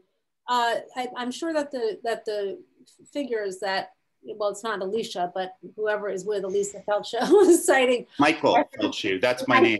Okay, Michael, was citing our sort of national or whatever citywide averages. Do you guys have a sense of what the percentage is of your population that suffers issues of substance abuse or mental illness, for example? Valerie would be able to answer that question better, but I would say anywhere from 40 to 50% have some level of substance abuse history. And criminal behavior and untreated mental illness. Let's face it, this crisis is not a crisis of people who don't have homes. This is a crisis of our lack of having mental and substance abuse facilities for individuals who get dumped on the street and then end up in these shelters. So why is Michael, I'm sorry, I'm going to interrupt. Michael, I'm sorry, I'm going to interrupt you. You have expressed those concerns and we hear them and we're going to take them very much to heart, but I'm going to move on to the next speaker. Let's go on to Jocelyn. Oh no, Eric, I'm sorry. Hello, Adam. can you hear me? Yes. Okay, excellent, thank you. My name is Eric. I'm from the Walker Street Block Association. I am technically in Cb1, but we're about 3 blocks away from you on the other side of Canal, so this is very near and dear to us. We're also a block and a half away from the New York Rescue Mission. I've been a donor and a volunteer there for many years. They are considered one of the best well-run shelters in New York by the police. They tell me that the The police tell me, hey, we're over at the Bowery Mission 3 or 4 times a day. We're at the New York Rescue Mission 2 or 3 times a week. And so I've heard your promises about how well run and carefully managed your place is going to be. I've heard the very same promises delivered to us from the New York Rescue Mission. And as was mentioned into the chat, I know the former director before they merged, Dr. Craig Mays, and he was attacked on our street in broad daylight. I can tell you, and had the crap beat out of him. I can tell you that whatever promises that you make, you are unable to keep. Whatever your best intentions are, you are in effect a transient condition. This is not permanent housing when you have guys in a dormitory stacked, chock-a-block as far as you can see. So the concerns that were raised before are valid about you being able to police this. And next is about your DOB compliance and et cetera. I've worked in the industry for like 35 years. I can tell you that the New York Rescue Mission, after over 100 years at that location, still does not have a permanent C of O, and got basically was occupied before their sprinkler standpipe was signed off, because the city prioritizes occupying these places first and the safety second. And I think everybody should understand that. And I appreciate you taking the time to listen to let me talk. And thank you very much. Thank you. That's very helpful. It's important yes, thank you. So what I'm hearing is a concern that even that the best plans may not actually work out. And there's a great deal of concern about the ability for Westhab and the city to ensure the quality of life guarantees that they're promising. Shall we move on to Adam? Jocelyn's next. Hi, my name is Jocelyn Anker. I also live on Wooster Street. I've also lived here since 1977. So I, as a student, used to have to walk through all kinds of nonsense just to get to school, 12, 13 years old. So I think it was very different then. I agree with a lot of what everybody is saying. I agree with Emily. I'm definitely for this project. I also understand that people have a lot of concerns. I think one point that hasn't been addressed, somebody brought up in the chat earlier, which is that this is actually probably going to be the second largest residential space in all of Soho. Soho is just not really designed for that level of traffic.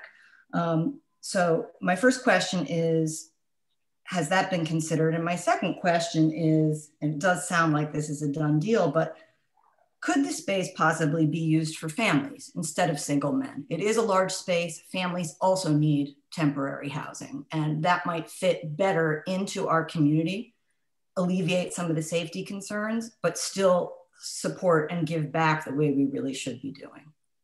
Yeah, Jocelyn, I appreciate your question. I'll start with the second question about families. Every community that we've ever presented in has always asked that same question: why not have families? Because in theory, they feel that it's safer. At the moment, the city's singles population, there's much more of a need on the single side than there is on the family side, which is why we applied for single men at this facility. DHS can comment. I know Erin's not here, but she comment in future meetings a little bit more on that. And I'm sorry, what was your first question? Sorry, my first question is that, Soho is really not filled with large residential buildings, right? Most of the people who live here live in smaller buildings. And so I think that the infrastructure and just the neighbors are not necessarily accustomed to that kind of traffic. So that is also a shift. Density. Yeah, no, I understand the question. I'm just looking at the list of our current facilities. A lot of our facilities are not in, or are described as you just described, as not large residential communities. Again, this particular building was selected by us and by the developer and then by us because we felt that this was a property that we could convert easily. That we could convert financially, it made sense, and the seller was willing to sell. So that's really why this was done. And then we applied, and the city felt like it was a good proposal, a good program. And the fact that there were no other sites in Soho or in this particular community, that's why it was selected. Thank you. Before we go to our next public speaker, Matt Metzger on Community Board 2 has had his hand up for a while. Matt, you want to unmute yourself? Definitely. One, thank you guys for coming and talking with us. I'll just on behalf of me and my family welcome you guys, welcome in advance to your residents. There are obviously a lot of concerns. I want to touch on those. Are you guys a nonprofit? Yes. Do you guys have updated 990s? Yes. Awesome. Matt, I just pinged you the link. Me? Yeah. Oh, did you really? Thank you. All that information is public. So, 2 minutes. So my concern is much more about making sure that the residents are well taken care of. How many subcontractors are you guys going to have on site? Subcontractors for services, none. We do our own security. We'll have a subcontract for food. We'll have a food service vendor that will provide services there. And we'll have contracts for like elevator maintenance, heating system maintenance, that sort of stuff. But in terms of services and security, none. Thank you. Thank you, Matthew. Next are Richard Myers. Hi, thank you for taking my comments and questions. We live right across the street from the proposed development. My wife and I have 2 kids, 6 and 3. The building that we live in probably has 10 or 12 kids in total, and that's just one building.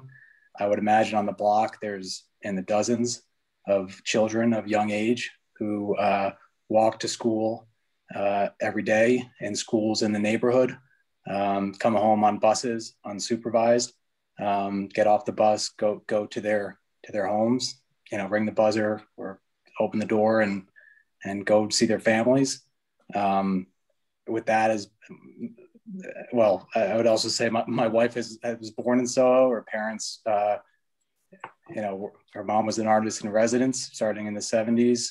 She knows the Soho for all of its good and bad and open-mindedness, and we're very much for these social initiatives. I have a fundamental question that remains unanswered.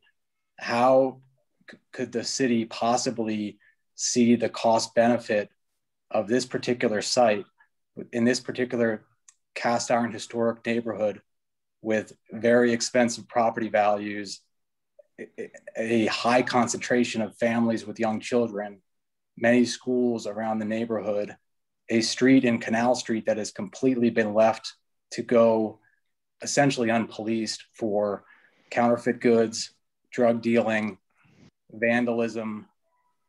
I mean, just walk around the street during the day like we do.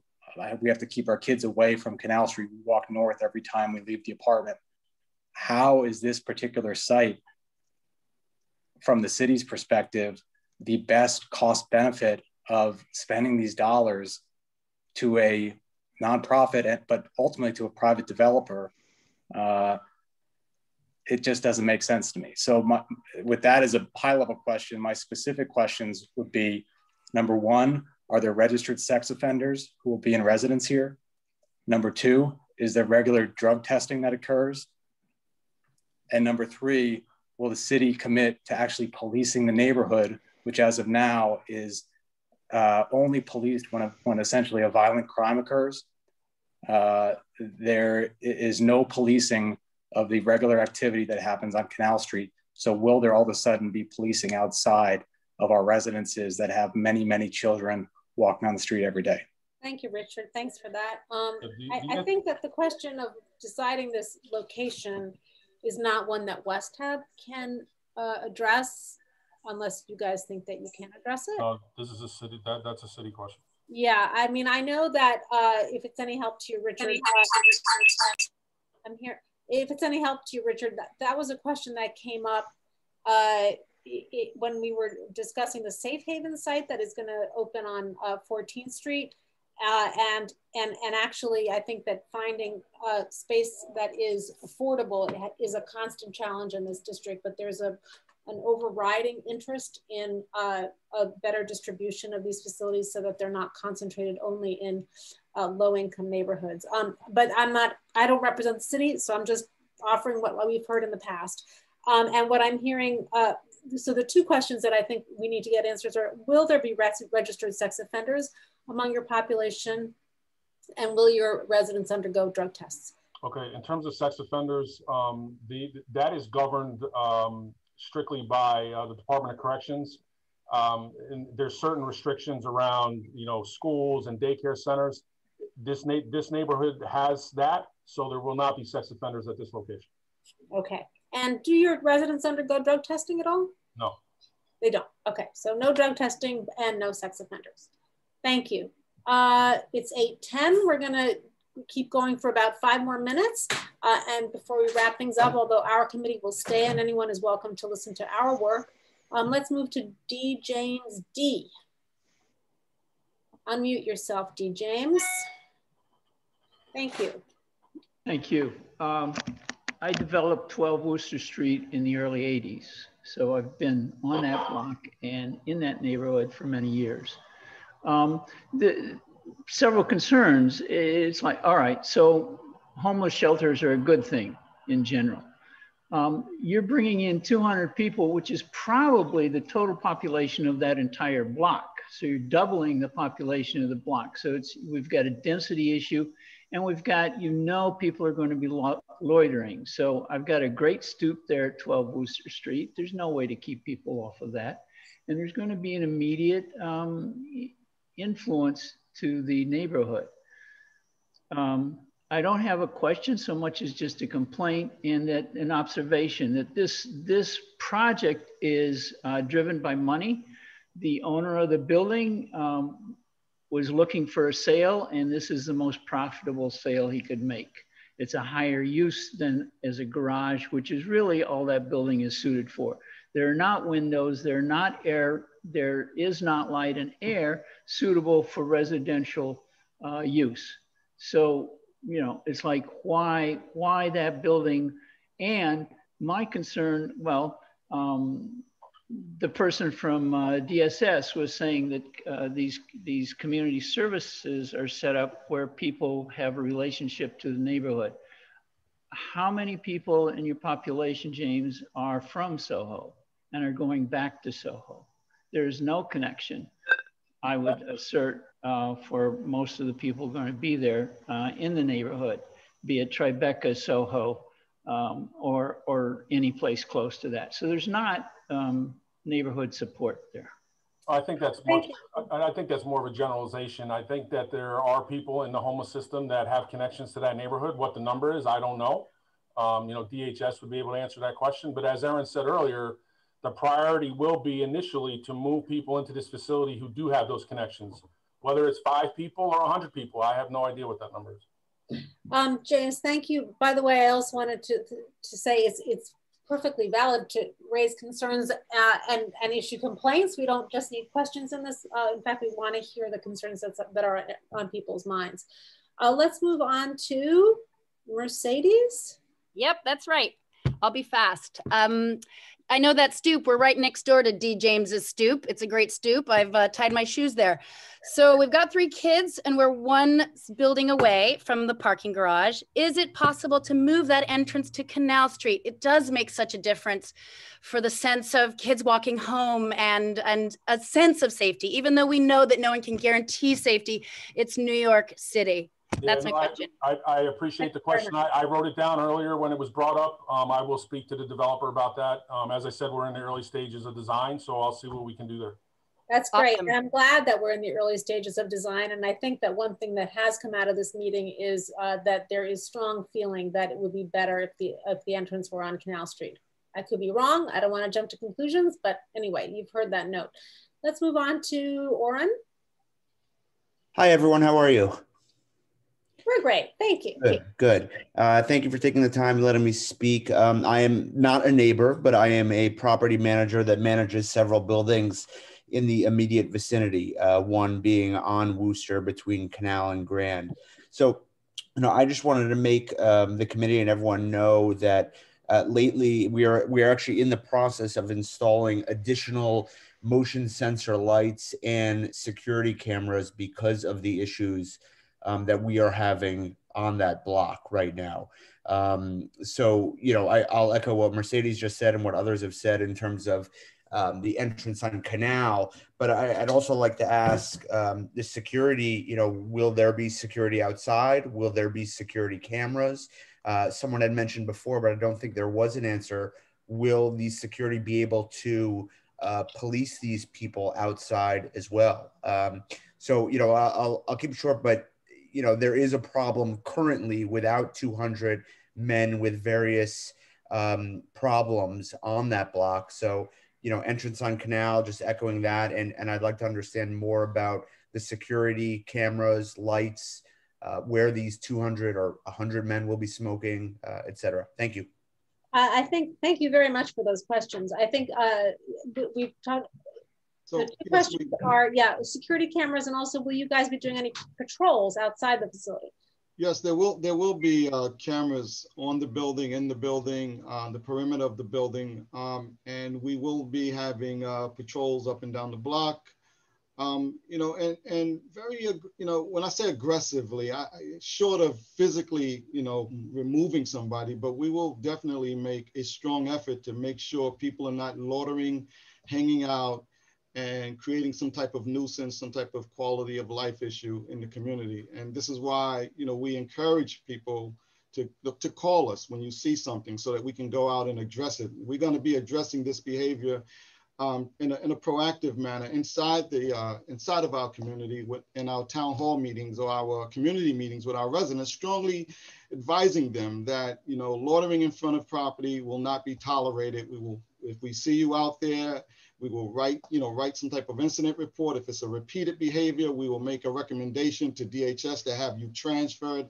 We're going to do our part to be good neighbors, good, responsible neighbors. Thank you very much. Listen, it's 8:16. I've promised an early exit from this thing, but I see only 6 more questions. So let's ask the next few people if you can just rapid fire out a question or fire out your concern or your interest. And let's see if we can get this done the next 4 minutes. Darlene. Hi.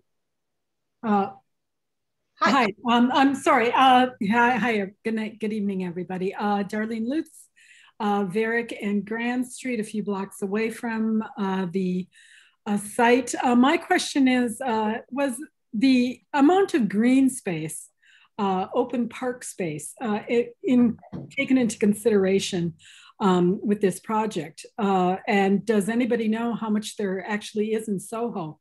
200 men aren't exactly homebodies. If they want to go out, they don't want to be hanging around the building. They're told they can't be hanging around the building outside. So it goes to that they would look for the closest public space that they could go hang out in. Great, thank you, Darlene. I'm going to take that as a question, as a comment that there's a concern about density and perhaps a lack of open space. And if you don't mind, I'm just going to move on to the next person so we can get everyone in. Victoria. Hi, this is Victoria Hillstrom. Daniel James, I just would like to say that I am from Tribeca, and we love our homeless people. We have nothing, we feed them, give them money, send them to Florida in the winter. That is not the issue. The issue that I find extremely puzzling is that there's a meth clinic on Lafayette that they can't control, and the addicts sell the drugs outside, and it's very, very, very out of hand. That by putting this, in other words, by absorbing the one, you're almost, how do you say, you're feeding the addiction is what I'm saying. Yeah. That I think that this is extremely, I think that you need to look into this much further, because that clinic is a problem, and I don't know how you could possibly rehabilitate them that close. It's really reckless. In other words, one or the other. Thank you very much. That's a very good thing to be aware of. We're going to move on to Mark Flannery. Hi, I'm Mark Flannery. I'm the president of the co-op, which occupies the eastern side of the Wooster, Grand, and Canal block. Echoing what somebody said before, there are not 200 people who live on this block. And of those people who live on the block, approximately 30% are kids, including 3 of mine. So I'd just like to say that echoing what some people have said, Soho is not a socially conservative place, but it has to be a realistic place. Doubling the quantity of people coming in and out of the streets and the entrances on the block does not seem practical to me. And it does seem that the kind of people that will be coming in and out of the entrances to the shelter will cause trouble. Thank you. I'm not looking for an answer. I'm just saying that this is going to cause some trouble. I understand. It's not an answer. It's an expression of concern, which is one of the things we want to hear tonight. You're a family with children and you're worried about safety. Who else do we have? We have 4 more people. MF, who's that? Mark, Michael Lawley. Zip. Hi, thank you. Can you hear me? Yes. Okay, great. I also live on the block about 30 feet from the building. I have 2 kids, 10-year-old and a 15-year-old daughter. So I am also very concerned with the potential for crime and safety. I think I heard earlier that some of the people that are going to be at the shelter have recently come out of prison. Some have committed violent crimes. So I am also interested in how the city is going to deal with sex offenders and if we're going to be notified. And I have a whole host of questions, but one of which is around the security guards and the 40 security guards. My understanding is that many of the security companies do not have any power to intervene if they see something happening. All they can possibly do is ask somebody to leave or call the police, and that they do not intervene. So that's one. I want to see if that's the case.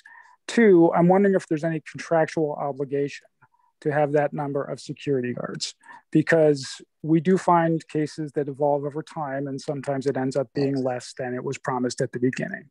And then finally, I'm interested in any data. I'm sure there's reams of data that the operator has on statistics and recidivism rates of their clients. And it would be good to share that so we know what's going on in the community. Thank you very much for those questions. As for the sex offenders, we were told that there will not be registered sex offenders, that they're not allowed at this site for reasons that have to do with citywide, not citywide ordinances, corrections ordinances. Questions of recidivism and concerns about safety. Yeah, in terms of the statistics, it's a good question. And again, this will not be the last meeting we have. We will have statistics. I'll pull all that information for the next meeting. I didn't realize that would be a question tonight. And Daniel, quickly, can you tell us, are you allowed to engage with people outside of the premises? We do not have arrest powers, if that's the questions. If that's the question, we're not, peace officers. We don't have peace officer status.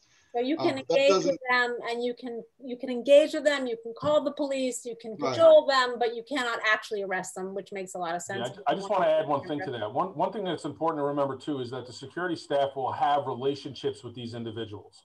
So the individuals will know our staff. It's not like somebody that they have no idea who it is coming up to them to try to engage, intervene in whatever issue is happening.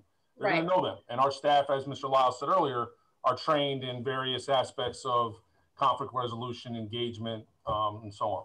Great, thank you. We're going to move on to Joan Bissell. Yeah, quick question. Will you have metal detectors when they walk in the building? Yes. Good question. Yes, we will. We will have an X-ray machine and a walk-through metal detector in the building. No weapons will be allowed in the building. No contraband of any kind will be allowed in the building. Well, that's reassuring. Okay, thank you for your question, Joan. Let's move on to Alexander. Hi, I'm a resident of that block and I'm extremely concerned. Just to clarify, if my nephew comes to visit me and a loiterer outside attacks him, are your security personnel able to intervene in a meaningful way besides verbally telling them not to? Well, we're not going to, I personally will not. It's a yes or no question, sir. Will we be allowed to intervene? And I would. Can you lay your hands on an individual who is attacking my nephew that comes to visit on the very expensive and very safe block that I currently live? That is the question. If it's done in an appropriate way that does not create any liability for us as well as you, yes, we can. And that comes with training, and that comes with, you know, getting the police involved as well. I'm just trying to, I don't want to give you any false promises. No, you're very clear that you can't do anything, and they probably will not. I mean, as you can see, what a lot of people don't, I think, want to say is they're worried about their safety and security. They're worried about congestion on the block. We already have a problem on the northwest corner with abundance of graffiti, people coming out of the subway. If somebody says something to them, there can be violent interactions or verbal altercations, to say the least. And this is just a concern. I agree about having the entrance. I think this entire project is a horrible idea, and I hope that somebody looks into what exactly is going on in the relationship between the private developer and your organization in this capacity. I think it's morally unconscionable, frankly. And the last thing that I think the community board needs to figure out, and I know the de Blasio administration is negligent of, is, quite frankly, this is going to kill property values up and down the block. So do you have any comments about any of those things, or not to this extent, or at this moment? Question. Well, I think the one thing that we could, I think that the concern that you're raising, Alexander, is that yes, ma'am. There's just, you're raising a concern that we're hearing, which is that despite all the promises that we're hearing about security, there's a concern that in the end, the security team might just be sort of passive bystanders. And that is something that worries us. They're nominal, generally lower paid people who are standing outside, and they are not motivated to intervene or help in a meaningful way because, quite frankly, they're probably not paid enough to do it. All right, and that leaves the rest of the people on our block in danger. So Daniel and John, I'm going to cut you off, Alexander, because we have one last question. Absolutely, understood. To get to. Thank you so much for your comment, your input. Dominic, you are the last person to ask question. Go ahead. Thank you. Can you hear me? Yes. Great. So my family lives on Wooster on the ground floor. So pretty much opposite the development site. We have a grade 4 daughter. So we are obviously very, very concerned about this. I guess my question is, I don't really understand how 200 people, 200 men can possibly be absorbed into this area. It's just such a vast amount of men. I don't understand how that can be the case. And I would also like to understand, once this project, assuming it goes ahead, if we see, as I expect we will, an increase in crime, loitering, and issues, what recourse do we have, right? Because we're the residents who have to continue to live here. So what can we do about it? Absolutely. Thank you very much for that comment. I mean, I think I took it more as a rhetorical question than anything else, which is something that we're hearing a lot, which is just concern that there won't be a detrimental impact to quality of life. So with that, it's 8:28. I want to thank everyone for coming to our meeting and for offering your thoughts and your questions. I really am sorry that we're not having, an endless meeting and taking a million more questions, but I promise you that we will meet again with these people soon. And also I invite you to ask your questions. If you want to send us emails through Community Board 2, I will read every email that you send us. This has been, I think, helpful input for Westhab. And I really want to thank Westhab, because no one else from the DSS right now is here. I really want to thank Westhab for joining us. Our committee is going to stay on the phone, on the Zoom, because we have to discuss a resolution that will pass from this. You're welcome to attend this, but you will not be speaking, obviously, which I don't really need to even tell you because we're not live. We're not in a real room together, so you're just going to be muted, but you're welcome to stick around. And thank you very much to Westhab. Thank you, everyone. It was nice to meet some of you, and you know, we look forward to working with you in the future, and we look forward to the next meeting. Thank you. Great, thank you. Okay, thanks everyone to CB2 who stuck around. Our committee, who is here? Kathy, is Kathy still on the, oh, Kathy is there, okay. All right, guys, what do you think?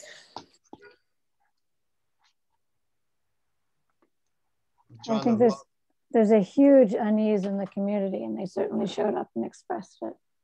Right.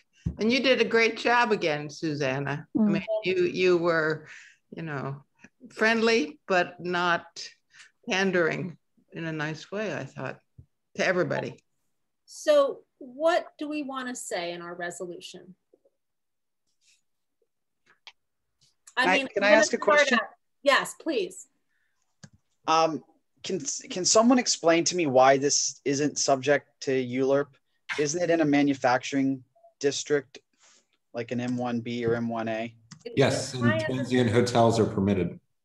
Yeah, I don't, okay. This is not considered a residential. So it's not, okay, it's not considered residential. Okay. Right, it's a permitted use, is my understanding of it, right, Carter? It's a permitted use. So it doesn't go through ULURP. I'll start this conversation. I'd like to support this. I think that it's only fair that we have homeless shelters. I think that I'd like to support this, and I'd also like to reflect all the concerns that are perfectly valid of everyone who expressed them tonight. I agree. It's exactly my feeling. What's the deadline for a resolution out of this? Like, why are we putting something forth if this is just the first meeting? That's a very good question. We're not required to put a resolution about this at all. This is not like a ULURP where, you know, no one's asked, you know, the Department of Social Services reached out to us because I think they wisely believe that the sooner we start having conversations about this, the more time there is to address people's concerns, and, you know, the smoother this process is. I mean, I think that one of the problems on the Upper West Side was that, you know, this Lucerne was sprung on everybody so quickly, and everyone, you know, rightly freaked out. So they reached out to us, but they don't need a resolution from us. I think that we just feel that we would like to take a stand on this, and we'd like to go on the record. I think I would like to go on the record supporting it, and I would like to go on the record validating the concerns that people have expressed. I think I absolutely agree to voice the concerns that we've heard, and ultimately maybe I would agree, and I'm inclined to anyway, that this might be something that we should get behind. My question is, why, before they start, say, moving the Wooster entrance to Canal, would we get behind it? Why would we maybe not instead maintain our leverage of asking them to institute the changes? It sounds like there's a big concern about smoking. If they had outdoor space and maybe moved the entrance and address some other things, it might be something that they would then see it as a worthwhile change to get, you know, a trade for our support. Well, I think that's a really good point. I think that it's fine for us to say that we support the concept of the homeless shelter, that we support in principle the homeless shelter, but that we have some concerns that we hope will be addressed. I don't think it's a question of leverage. I mean, you know, it's not a question of, there's no official process here. So I think that we feel that it's good to start having positions about this sooner than later, like not tabling it. I think we have more leverage if we state now what we want, like move the entrance. So they can't say, well, we didn't know or anything. Yeah, that's a good point. The leverage is now. The leverage is while they're still in the design phase. That's a good point. I see William, and I actually see Coral. Welcome, Coral. Will you want to start, and then Coral? Yeah, sure. I mean, echoing a little bit of what John said, I feel like we do need some more information. Like, we haven't seen a schematic or a layout or a design. I'm a little bit unclear as to what's going to happen to the building, given that it's a parking garage. Like, I don't think I took away from the conversation whether they're totally demolishing the building and bringing up a new one, or they're going to heavily redesign the garage. So yeah, they said they're repurposing it. They're not tearing it down. They're not tearing it down. Yeah. So I mean, we don't have a good concept of what this is even going to look like because it's too far in advance. Right. So I think that we might want to reflect that. And also to Keen's point, it's kind of good and that they don't have a plan, because we can ask them, you know, to consider certain things when they make their plan. And then the second thing I would say is, I think we as a community need to support in principle, you know, having, you know, instituting a shelter within CB2. I'm a little concerned about kind of the whole process by which this location was chosen. You know, just having done some research during the call, it does seem like this developer is one of the largest developers of homeless shelters in the city, and is making a pretty hefty profit off of that. So, I mean, I would prefer to see some sort of data-driven approach with laid out criteria, transparent from the city, saying, you know, this is how we choose locations for shelters. Here's the criteria that we're taking into account. I don't think the best way to go forward is the way like this, where you just have developers trying to find sites that they think are going to work and buying them cheap and repurposing them and making money, you know, off the shelter. So although in fairness, I just think the process is not the best way that the city should be doing this. You mean the I just want to say, guys, when you're talking about the process, that's nothing we have any say in at all. None. Zero. And what we're doing right now is engaging with the provider who's coming in here, who's coming. There's not an issue here with these other points. And what we're doing is establishing a relationship with them at this point and working with them prior to their establishing a cab, which doesn't happen until after the site is ready to open. So this is the beginning of that engagement with the operator, and that's what it is. I mean, it's, you know, I live close by to a men's shelter that's in East Village, you know, that adjoins NoHo. It's one of the East 3rd Street men's shelter, Project Renewal. And we used to have a women's shelter that's right there. The issues, well, certainly a concern. It's, you want to engage with the operators so that they're listening and working with you and working out these issues. And that's really where we want to start the conversation. I mean, it's the site location is not. No, I agree. I agree. We should engage the operator. Maybe this isn't the right forum to discuss the city's process. So I mean, the city's process is separate from this and doesn't mean that it doesn't deserve a discussion, but it's not going to change the outcome of this site selection, right? And so that's.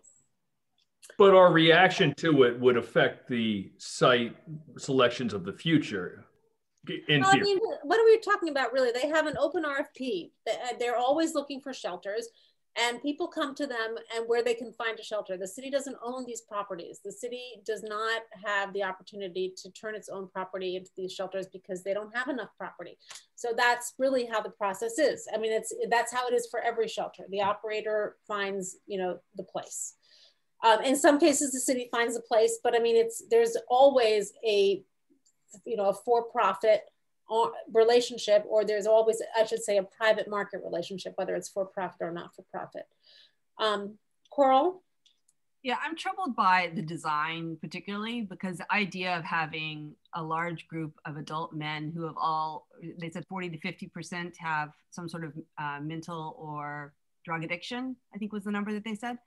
So you put, let's say 2 or 4 people in a room, maybe you have possibility of having a peaceful night. You put 12 to 20 people in one dorm room and then give them no space except for one room with a TV, or what did he say? There was a cafeteria. There was possibly a room to chill out and watch TV programs. And then that's it. Well, I mean, I think that I don't think that we should, you know, we're not in the business of doing this. I don't think. I think we can't support something that is clearly not going to be successful. Coral, we have no idea if that's a successful model or not. I mean, none of us is in the business of home. But you put yourself in a room with 20 strangers, of which 40 to 50% have issues. Are you going to be okay to have no space to walk, have any sort of like, you know, privacy? I don't understand why you wouldn't structure a location to allow, you know, possible privacy for these individuals to heal, get the services they need, or whatever it is. But the idea that you can pack 200 people in and give them no space to breathe, walk around. There's no park nearby unless they're going to Hudson River Park, I guess. There's really not, and I also can't imagine why CB2 would issue a resolution in support of what something everyone that lives in that area is opposed to. So yes, you're saying you live in the West Village on West 10th. Every single person we heard that was a neighbor is not in support of this. So unless you're going to overrule the community input, I can't imagine why. You can certainly say, you know, we definitely want to support homeless services in our area. But what you heard tonight was nothing in support of this. So Coral, a couple of things I would say. As far as the operation of the shelter, I think we have to rely on the fact that this provider has what, 10 other shelters, 6 other shelters. The homeless problem is a failure in New York City, so none of them are doing a good job. What did you just say? Point to one case where they are doing a good job handling the homeless. Oh, I have no idea how Westhab's performance is. And we really have the data for that. So we should certainly have that before we're considering supporting them. Well, that's a possibility. We don't have the recidivism. He didn't even show up with the recidivism rates. All right, Coral, you know what? Calm down, okay? We're not going to like argument. You were in support about this. You know, you immediately said, I want to support this as the chair of the committee, not listening to anybody in the community. And you don't even live in Soho. Yes, but the community is broader than Soho. The community is a directly impacted community are the ones that live there, because this is 200 adult men that are going to be transient and constantly changing. It's not like they're going to get better and they're going to change all the time. So we constantly start from zero. And yes, we want to have a successful model if people are there, but how is a successful model having a dorm room of 20 men, of which, you know, or what was it, 12 to 20 was the room size? Yes, it's 12. No, I don't remember. It's 18. No, it was 12. Can you imagine trying to just even like be okay with like 12 new roommates? If you're coming from living in a subway, you might be fine with that. I think you have to look at the context. Secondly, there were residents who did speak up in favor of it. It was not unanimous. No Soho residents. Although most people, there was one that was on Crosby Street. There were two not or nearby. There were 2 or 3 people who were in favor of it. No, I hear what you're saying, and I think what I actually wanted to bring up was there's a comment in the chat that says, will CB2 facilitate the formation of a subgroup of residents most closely affected by this proposal, either by asking for an expression of interest in joining or by some other means? And I was wondering if that's something that we might be able to address, that we could give an outlet for communication. So I want to say 2 things. First of all, we're not going to listen to the chat or participants right now because this is an executive session. So people are happy to keep writing. Yeah, Suzanne, I just shut down the chat. So that's okay. Yeah, I'm not listening to the chat anymore. But having said that, I agree with the principle that there needs to be a lot of community engagement for a long time with a lot of meetings. There are a lot of worries, and they're going to have to figure out how to address these concerns. Does that make sense? Keen, that was a thumbs up. You were talking about data earlier. I mean, maybe this is like the horses out of the barn, but maybe goes back to what William was saying. I thought there was a movement away from these large shelters. So maybe 200 is too much of an impact and 100 be preferable. So again, that's why I'm concerned about endorsing the system as it is, even just thought of, let alone in the execution of at this point. I mean, they're spending a lot of money. You see I use Google Westhab and you see the number that are thrown around, $45 million on one. And I'm not saying this nonprofit doesn't have individuals who are receiving that, large numbers themselves. But it's just, there's a lot of different ways to spend your money, and throwing 200 people in one concentrated location might not be the best one. I wouldn't support a resolution at this point on this. Ultimately, I think I'll get behind it because if it's going to happen anyway, but not tonight. It's too early, I think. Wait, what was I going to say? I was going to say that I don't know much about how the Department of Homeless Services work, except that one of the early questions that we asked was, whether this was a dorm like the ones that I've always heard of, which are those large congregant dorms that they emptied actually in COVID, where street homeless never want to go because they're concerned about their safety. And we asked that question very early on, and we're told that this was not that kind of a setup at all. I understand. I do some work in this space. It depends on the shelter, I guess, but they have rooms that you share with your roommates. And then the day room, they actually use that same word in Rikers Island for a shared room in which everyone can utilize to like watch TV or what have you. I don't know. It sounds like they kind of try to get you out of your smaller room and at least into the day room or maybe onto the street during the course of the day. And then usually at like 10 p.m. they have curfew and you got to sign in by 10 p.m. And then you're in for the night. Yeah, that makes sense. I mean, but have you ever been to one of those large dorm shelters that we always hear about, you know, where it's like one big room and 200 men and they steal your shoes? I mean, I only heard, I've never had any contact with it, so I'm not familiar with them.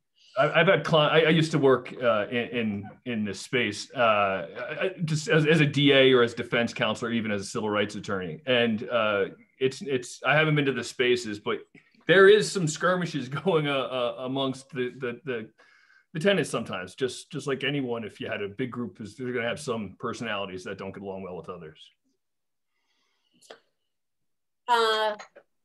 What else, guys?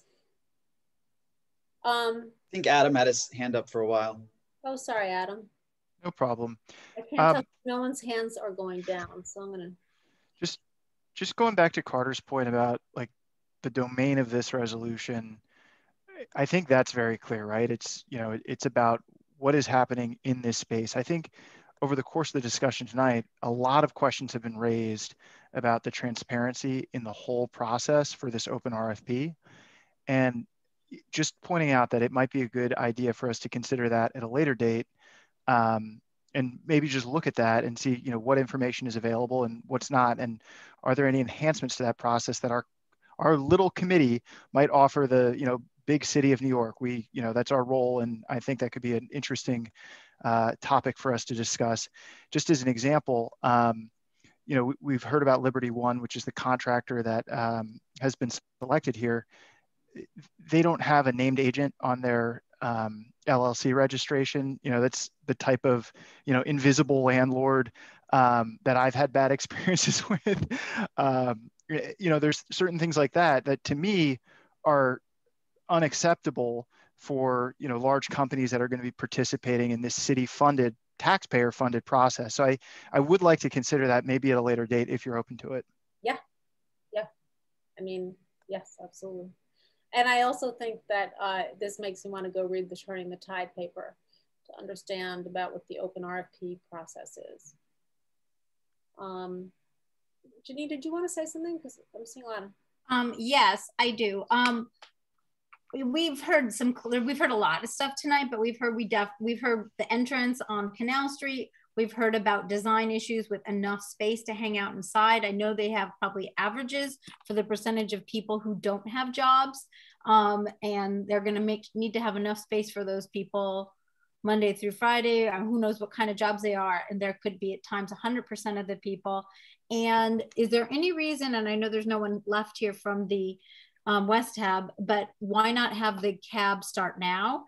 And I know that this is an unnamed agent and we may not be able to get Liberty One here, but we should have them come and talk about the design process, because design can, you know, is there going to be an internal smoking space? There's a lot of issues that people raise that would, you know, if this is something that, you know, that would significantly change the impact in terms of the quality of life for our neighbors. Absolutely. I think that's a good idea to have Liberty One. And as far as the CAB, my understanding is that because we've had this come up at the Safe Haven on West 14th Street and at the project renewal site on 11th Street, the CABs aren't formally composed until the facilities are up and running. So, but there are mechanisms, less formal mechanisms for community engagement before that. So before the facility opens and is operating, the process of community engagement relies on the community board, council member, and, you know, sort of informal, you know, just keeping it front of mind. We tried to, with the CAB, we had the same questions, Janine, on 14th Street in particular, and we're told that they're not allowed to be formulated until until it opens. Right. That's I don't know how that policy has developed, but that's the policy that we've heard in other instances, which doesn't mean that there aren't you know, chances for community engagement. In fact, there need to be a lot of them. Who else? I mean, I'm seeing raised hands, but I don't know if it's because I didn't lower your hand. Keen, you wanted to say something? Yeah, I do. And Adam too, okay. I just wanted to clarify, Carl talked about 20 people in a room. It's 8 to 12, they said. They said that specifically, and I was happy to hear it. And she also said only a day room. Actually, they said recreational facilities and also private counseling rooms. I mean, it's not, I still think now is the time that we say we are concerned about these issues, but we need to, you know, thank you for coming. And we as a community welcome doing our part to help with this crisis in the city. It's like the liquor resolutions, which they can have many things about doors closed and whatever. I mean, you can say, right.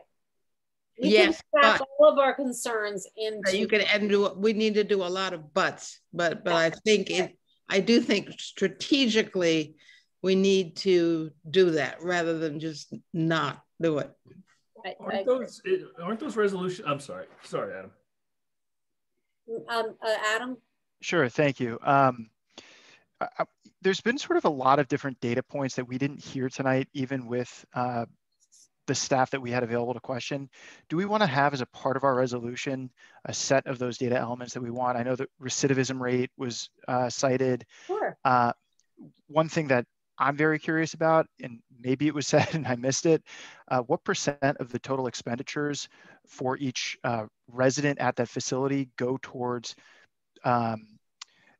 substance use and behavioral health services, as opposed to just, you know, housing services, and also like what's spent on jobs, you know, job training or job search services. Like, how is this money actually being used? I think my natural gut reaction in seeing this is two things. Number one, I'm a resident of Soho. I want to be, I want to encourage having this type of facility in my neighborhood because I think that's what's, you know, the right thing to do. And I want to look at the decisions that the city is making and just, you know, make sure that they're being good stewards of our tax dollars. And, you know, if they're breaking the bank to use, you know, to have this facility in a very expensive location, are they not going to be able to spend the money on those social services that are actually the component of these shelters that will help these men the most? Yeah, I mean, I think that the question about the data points is very important. The question about the money and having facilities in expensive places is a really tricky question because one of the reasons, I mean, because the result of wanting always to buy cheap land so that you can make the most out of your buck is that low-income communities are oversaturated with them. So it's a tension between wanting to have the most bang for your buck and wanting to provide an even distribution, but it's a challenge. Matt? Excuse me, I think you did, the committee and you did a great job tonight. I think they've found a way to give people who don't have a home a roof. They've done it without us giving up green space. They've found it without us giving up a lot of things. I think if anybody has a suggestion on where a homeless shelter should go, please raise your hand. I am sure that they would want, like, I think people should speak up if they have an alternative. I haven't heard one. You know, we have to find a place to have people who are homeless not be homeless. You know, I'm not a Soho resident. If one comes to know Lita, I welcome it. But, you know, I don't know. This is as close, you know, to a done deal as I think I've seen. Am I wrong? Like, I think we should just be no, nice. I mean, it is a done deal in the sense, Yeah. I mean, unless, you know, if someone really had, you know, I mean, there, in the formal processes of city approvals, it is a done deal. They don't require community approval in order to do this. As a matter of politics and engagement, I think that getting involved early makes a lot of sense in order to have as much input as possible. And yeah, to have a better relationship. And I think, you know, Upper West Side and the financial district had what I considered morally repugnant responses to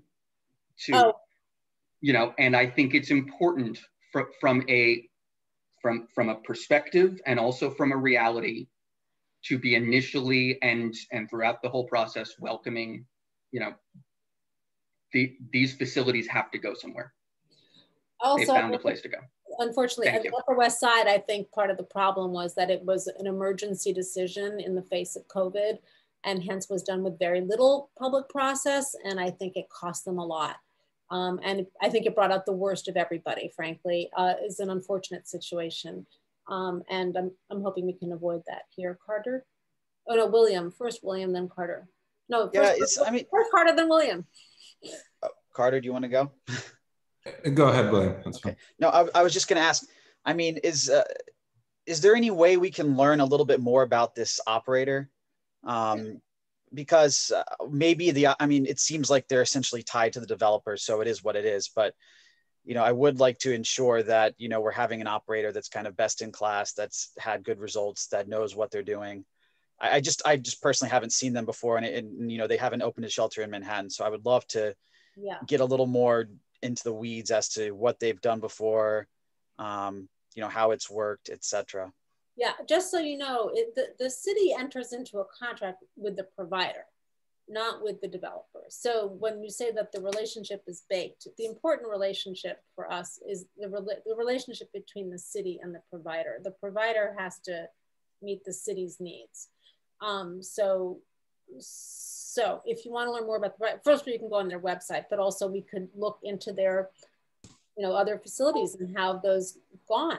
I mean, that would be important to know what their, you know, track record is. Yeah, to me, it makes sense because I just want to make sure that, you know, we have best in class provider if we're going to. Yeah, I mean, yeah, there's a provider that recently was just indicted on counts of, you know, money racketeering and stuff. You know, we want to make sure that anyone is a good provider. I agree with that. Carter. I was going to say, you know, when we spoke initially to these guys about coming here tonight, you know, a lot of the questions that were raised by the community, we raised with them as well. They're obvious questions, you know, and one of the most important things is your immediate engagement when you site a place like this with your neighbors. And the sooner that we participate and create opportunities for people to discuss this, they can become a part of the earlier structural elements and how the space is used. You know, simply just saying that an entrance is better here or there, that may not be the case. You know, there's a lot more to that question and how that impacts a block. And, you know, the point is we want to encourage those discussions to start now while the facility is still in the design process and there's still input for that, instead of doing it later. And that's an important aspect of this, is having the conversations at the right time.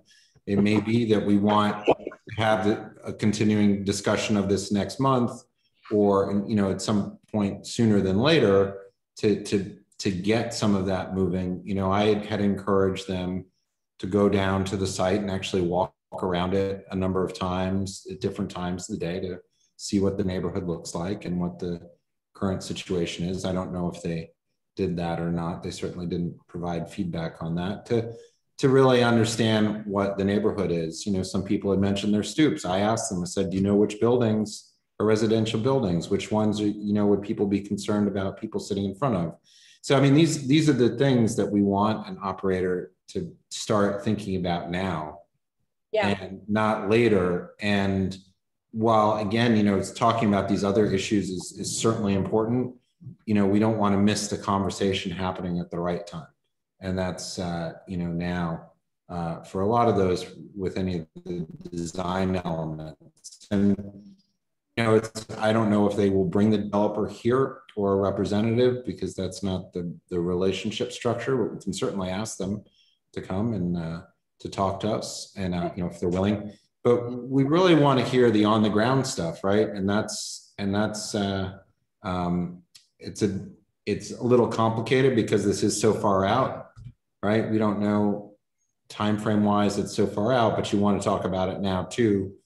They're very comfortable operating our facilities, and they're, you know, clearly they get these questions as the Jim had said, you know, every time they go in front of a community board, so they're not foreign to them, but we want them to have these discussions about this neighborhood now, and maybe we should invite them back and have a list of questions, and maybe have them do a presentation, a better presentation to us to just get that moving. You mean Westhab? Westhab and, you know, and or the developer, or both. Yeah. You know, I it's feel like the people who are responsible are Westhab and the city, but maybe we get them to invite their developer to come along. Right. So we can I mean, and there's certain elements. It's like, look, you know, none of us are experts in the operation of this type of a facility. So it's like interior floor plans are for informational purposes, right? But it's not, you know, to the point that a couple of people made. I mean, you have to start somewhere in trying to provide a way for people to transition into regular housing. And, you know, this is dealing with some of the most complicated issues, you know, in a time where people are in their lives are in an incredible period of, you know, angst and just upheaval. You know, this is the worst time in somebody's life. Yeah. If they're probably in a facility or certainly close to it. And as a result, you know, it's not all smooth sailing. The faster people can transition through that, the better. And, you know, you have to have those facilities somewhere. Just saying that they're bad is not helpful, because that's the way the city's doing it right now. So I think maybe we should have them come back, Susanna, and give us a little bit more. Put some more meat on the bones. Yeah. Yeah. So let's wrap, and I'll put something together to show you guys. Take a look online too on the reviews from Westhab workers. I just looked at them. It's interesting. Oh, good. That's great. That's a great idea, Coral. Thank you. There need to be some independent verification of. Yeah. Can you share that link? Well, I can't because the chat's isn't. Well, I mean, with us. Just email it. Just email it to us, maybe. Susanna, I'm sorry. Could you request their 2019, and if they have a 2020? Yeah, I'm sure I can get that online. It's not online. Oh, there's something on their website. Their 2018 is there, but they should have their 2019 and most likely their 2020. Okay. You can hear a band behind me, I'm guessing. There's a band going down my street. Why don't we wrap for the night, and thank you, and I'll just thank everybody. Yes? Thank you. Thank you, guys. Thank you for all of your smart input and your patience. Thank you. Thanks. Thanks, Susanna. Bye. Thank you, guys. Welcome to the new guys. It was a good first meeting. Interesting one. Hot one. It was a hot one. Yeah.